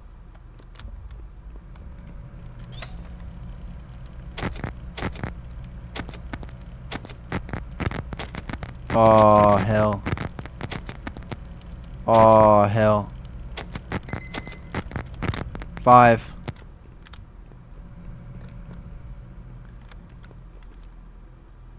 Chat, I feel like I've played a million of these. I am still a little unnerved right now. I think after I beat this demo, I'll take a look at some of your guys' tier lists in the server.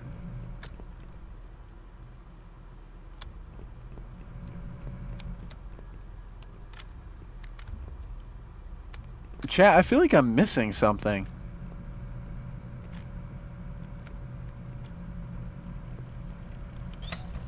Oh, he's moving.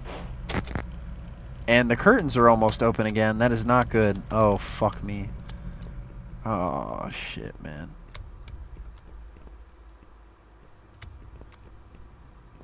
And I'm all out of distraction glasses, dude.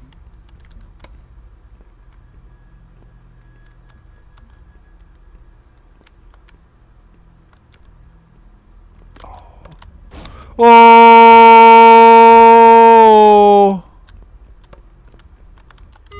Oh! Take him! Nice. Alright, I don't think there's any more to this game. Okay, never mind. Yes, there is. Alright, cool. We'll play a little bit more of that then. Sorry, let me move my stream avatars because some of them are below the thing, and I just noticed that. Yeah, let's keep you guys up here above the text. Hello. Hey, Julio. Glad you're still kicking. First night went okay, I hope. I won't take up a whole bunch of time talking again. I know you got stuff to take care of there. I just wanted to check in and see how things were going. And let you know about a couple of things I think I forgot to mention yesterday. So, first, I think I let you know about the curtain, making sure you keep it closed whenever, right? Perfect. I got a voicemail from day shift. Said the janitor also has the week off, so there might be some glasses and whatever lying around from the day before. You don't have to do anything with them if you don't want to, just letting you know in case you're confused why they're around. Oh, boss left me a voicemail too. Said that the night vision feature in the cameras was working again.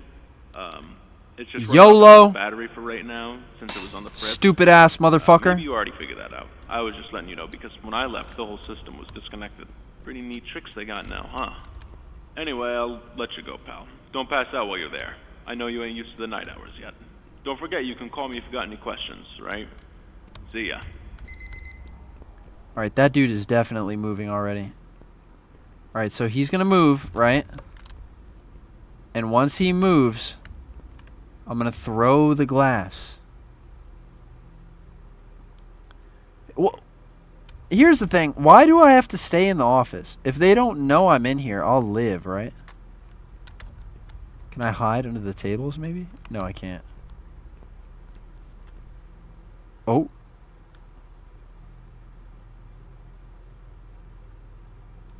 He's getting active.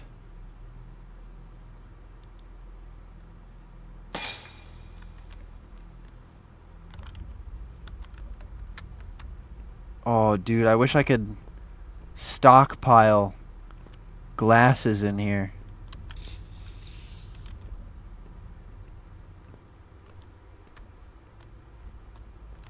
Oh, shit. Yeah, why do I even have to stay in the office, chat?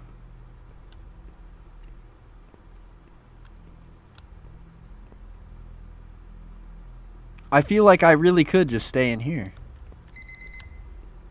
I need to pick up some batteries.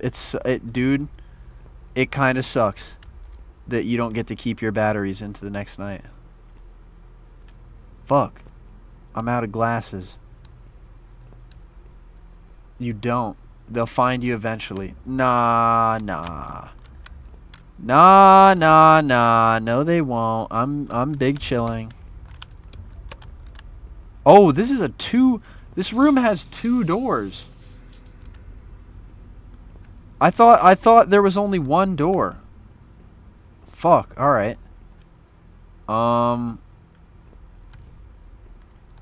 That makes things a little difficult for me.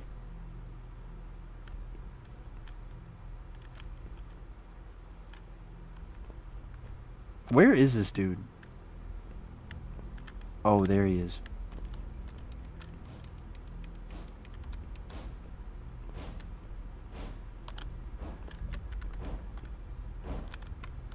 Oh, shit. Oh, shit.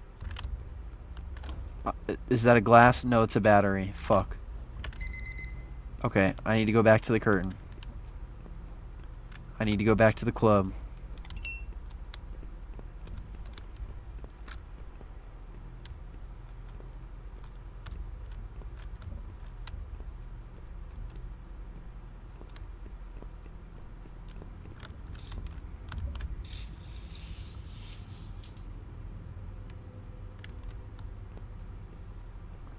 Yeah, chat. Fuck the office. Fuck the office. Fuck that. Fuck that noise.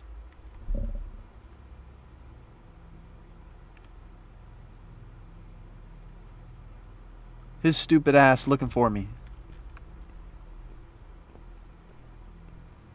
He's not looking for shit.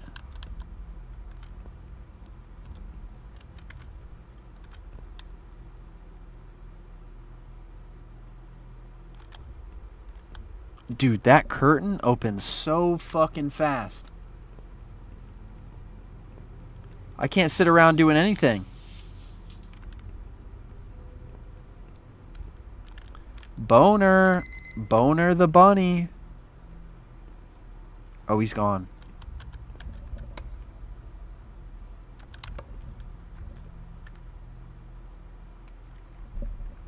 Damn.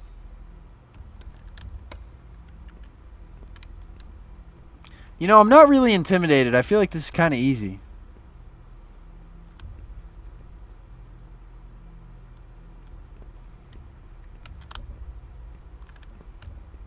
I feel like this is kind of easy, chat. I'm not even having to do all that much. I can tell Freddy Fazbear to kiss my ass.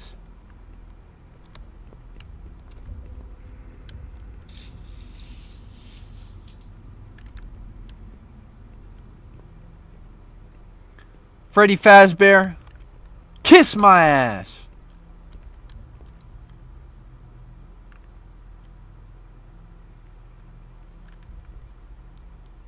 Oh.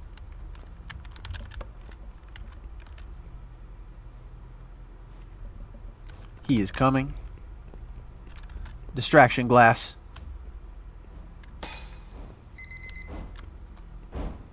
Oh, God! Fuck you, bro. Suck my dick. You got 1 speed. You got 1 speed. I got 2.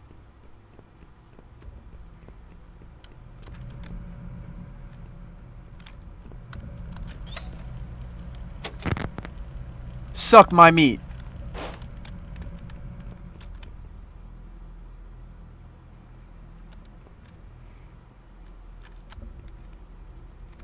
He went around the other way.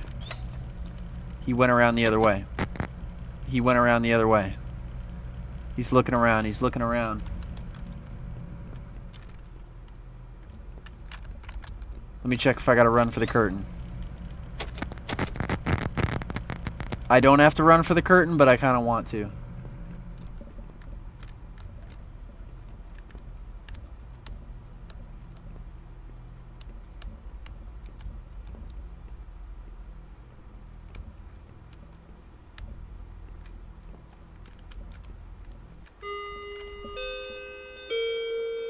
Take him!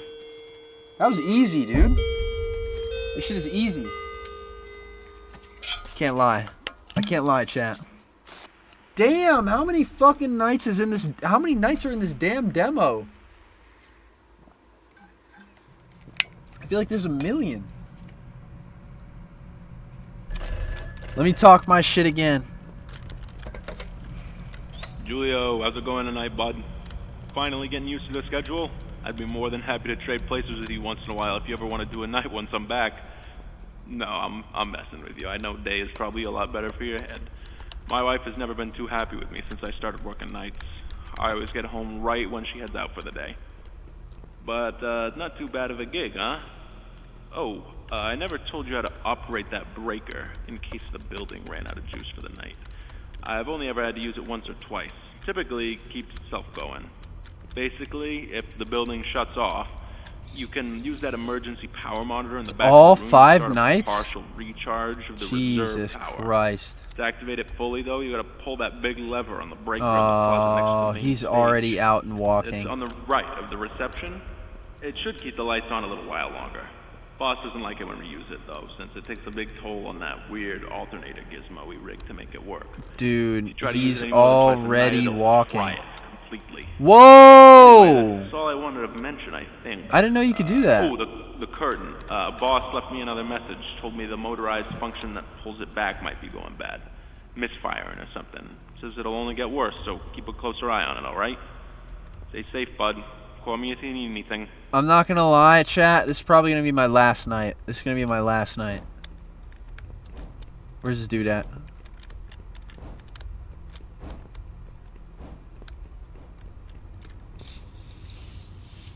I thought you were doing Galaxy. Oh, he's a little faster, no? Is it just me, or is he a little faster than usual? I don't give a fuck. She's a runner, she's a track star. She gon' get away when it gets hard. She won't take the pain, she won't get scarred. See, I'm already gone. He has no clue where I am.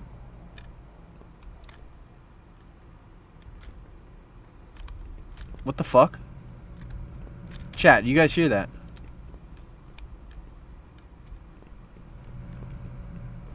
Oh. Boom. I'm not gonna lie, I feel like I can't afford it. Ooh, fucking scary ass. Fuck you.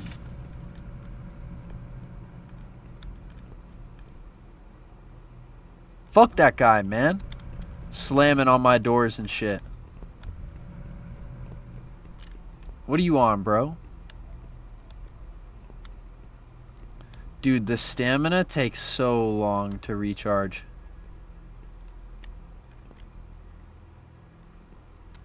I feel... Oh, I was just about to say, I feel like this dude could be waiting around any corner.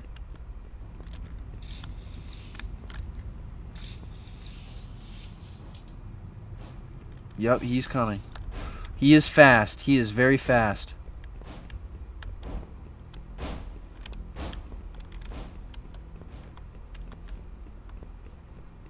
Alright, guess what? Table?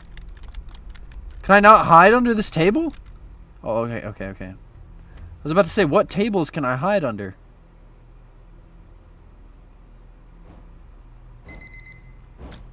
Kai, are you going to look at the tier lists after this? Yes, I'm going to look at your guys' tier lists. Stupid fucking rabbit, man. He don't know where I'm at.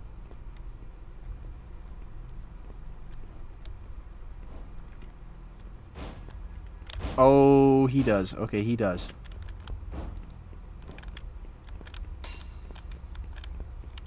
Hopefully he falls for that. Hopefully he falls for that.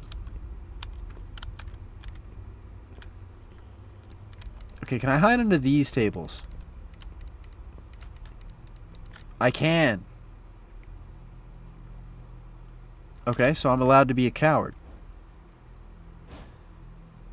Oh.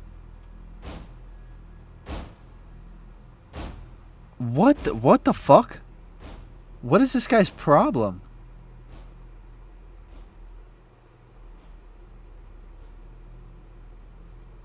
Those curtains, man. They open so quickly.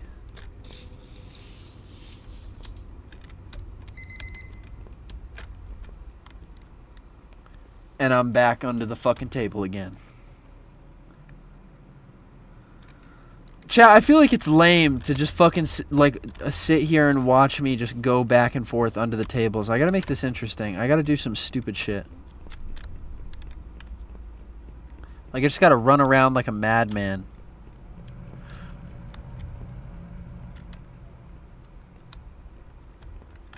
See, I'm hearing that scampering noise again.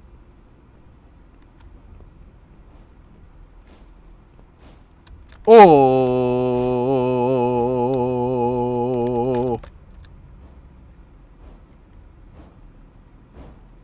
Okay, let's see if he knows.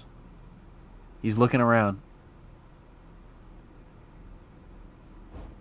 Idiot. Idiot. Absolute idiot. Absolute buns. This guy's a fool, dude. This guy's a real fool.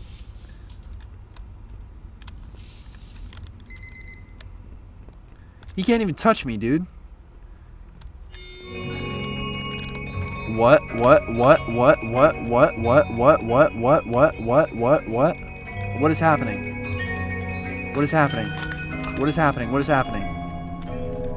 What is happening? I'm scared. Yo. What the fuck? Shit. Shit.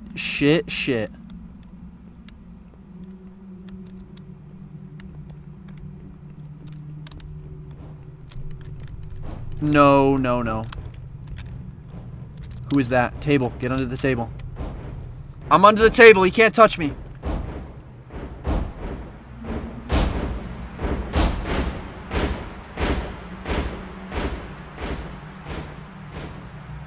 Oh, I am so cooked. I am so cooked.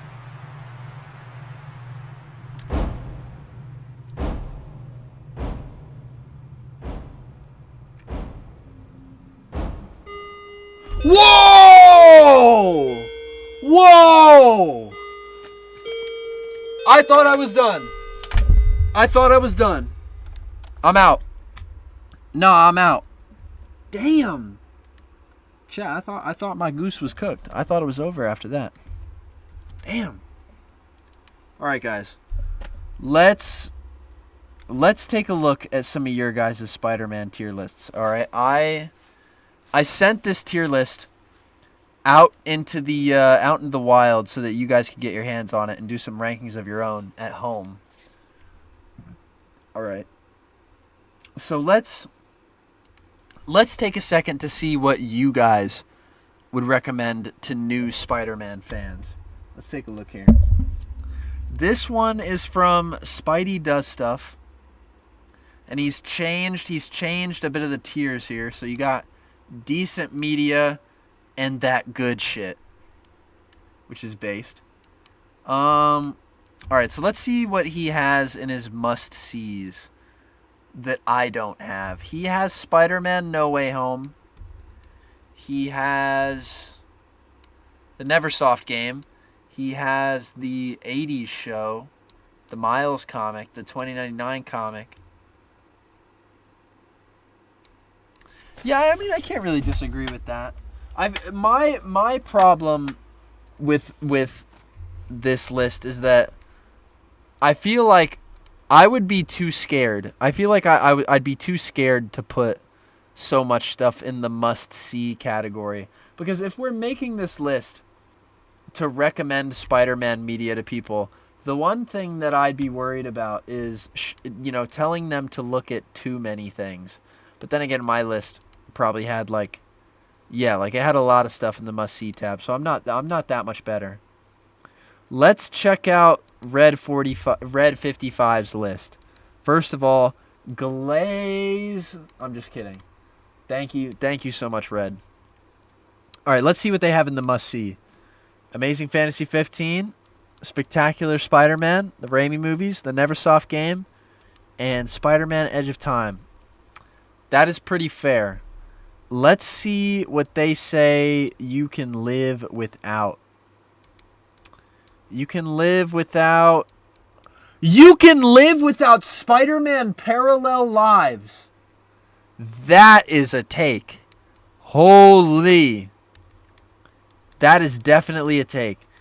I think that is probably the most controversial thing on this whole list, is saying that Spider-Man fan, if you want to get into Spider-Man media, you don't need to look at Spider-Man Parallel Lives. I disagree heavily. That is the craziest thing on this whole list, in my opinion. But other than that, this is pretty good. This is a pretty good list. All right, let's see. What else do we have here? I think we only have like a couple more of these. Let's see. This looks fair. Avoid Spider-Man Far From Home. That's pretty funny. Let's see what they would say people must see. Oh, here we go. We got a dono. Thank you, Jimbird, for the so 2. Cool. They gave me $1.99. D. I like Spider-Man. Thank you. I also like Spider-Man. I like Batman too.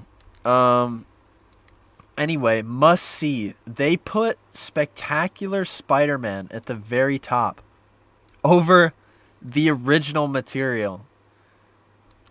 I mean, there's nothing I can really do but scoff at that. I think that's kind of funny.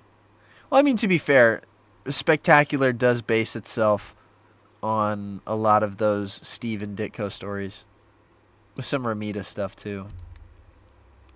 Okay, this list is pretty good. I think we only have like a couple more. Oh wait, okay, this is the old version of the list they just did. This is okay, this is a fake list. All right. Bat Nerd did a list. Let's see here. Holy God. Okay. You have Spider-Man 2. The Amazing Spider-Man 2 in the must-see. You must see The Amazing Spider-Man 2. Where's Spider-Man 3? Spider-Man 3 is mid. Okay, wait. Spider-Man 3 is in mid. And then The Amazing Spider-Man 2 is in the must-see category. You also must see Spider-Man Life Story. And you also must play these 3 video games above all else. This video game is a little crazy. Or not video game, sorry. This tier list is a little crazy. Shout out to this guy. Alright, I think that's it. Okay, we have one more. This is gonna be the last one. Oh wait, hold on. Must see isn't in must see is in order, the rest isn't. Okay. So you must see Amazing Fantasy 15, you must see Spider-Man Blue, you must see all 3 Insomniac Spider-Man video games. Right? Kai, I didn't realize it was Parallel Lives. I thought it was one of the 70s cartoons for some reason. It's S tier for me. Oh, okay. Thank you. Sorry, Red. I didn't mean to misinterpret you. Okay. What is in mid? Let's see what's in mid. Whoa! Spider-Man, the animated series in mid. Damn! Damn! Okay. Tanas is in mid.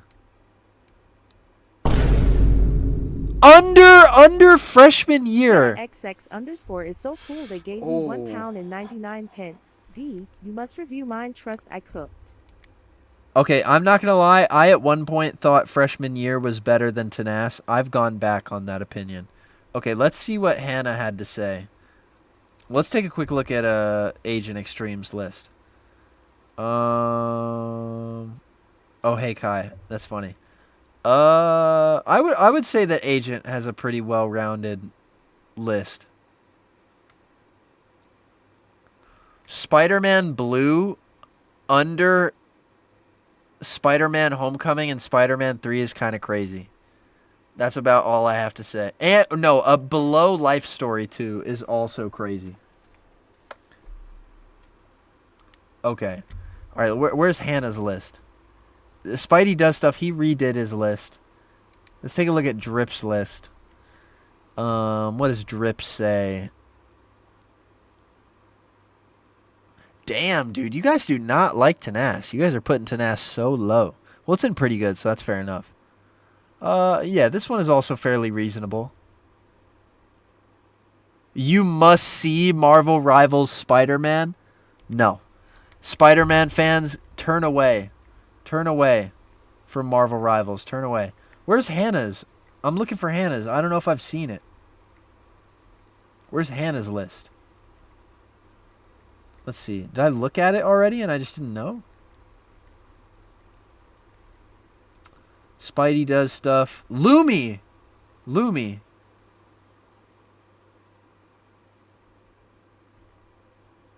Wait, did Lumi do it? Okay, here we go. Hannah. Must see. There's so much stuff in the must see. Nothing you can live without. Okay, based.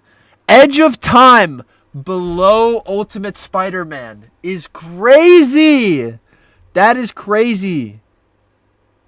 Edge of Time before both of the Amazing Spider-Man games. Oh, wait, no. Is the Amazing Spider-Man game? Yeah, it is on here. Okay, holy shit. That is crazy.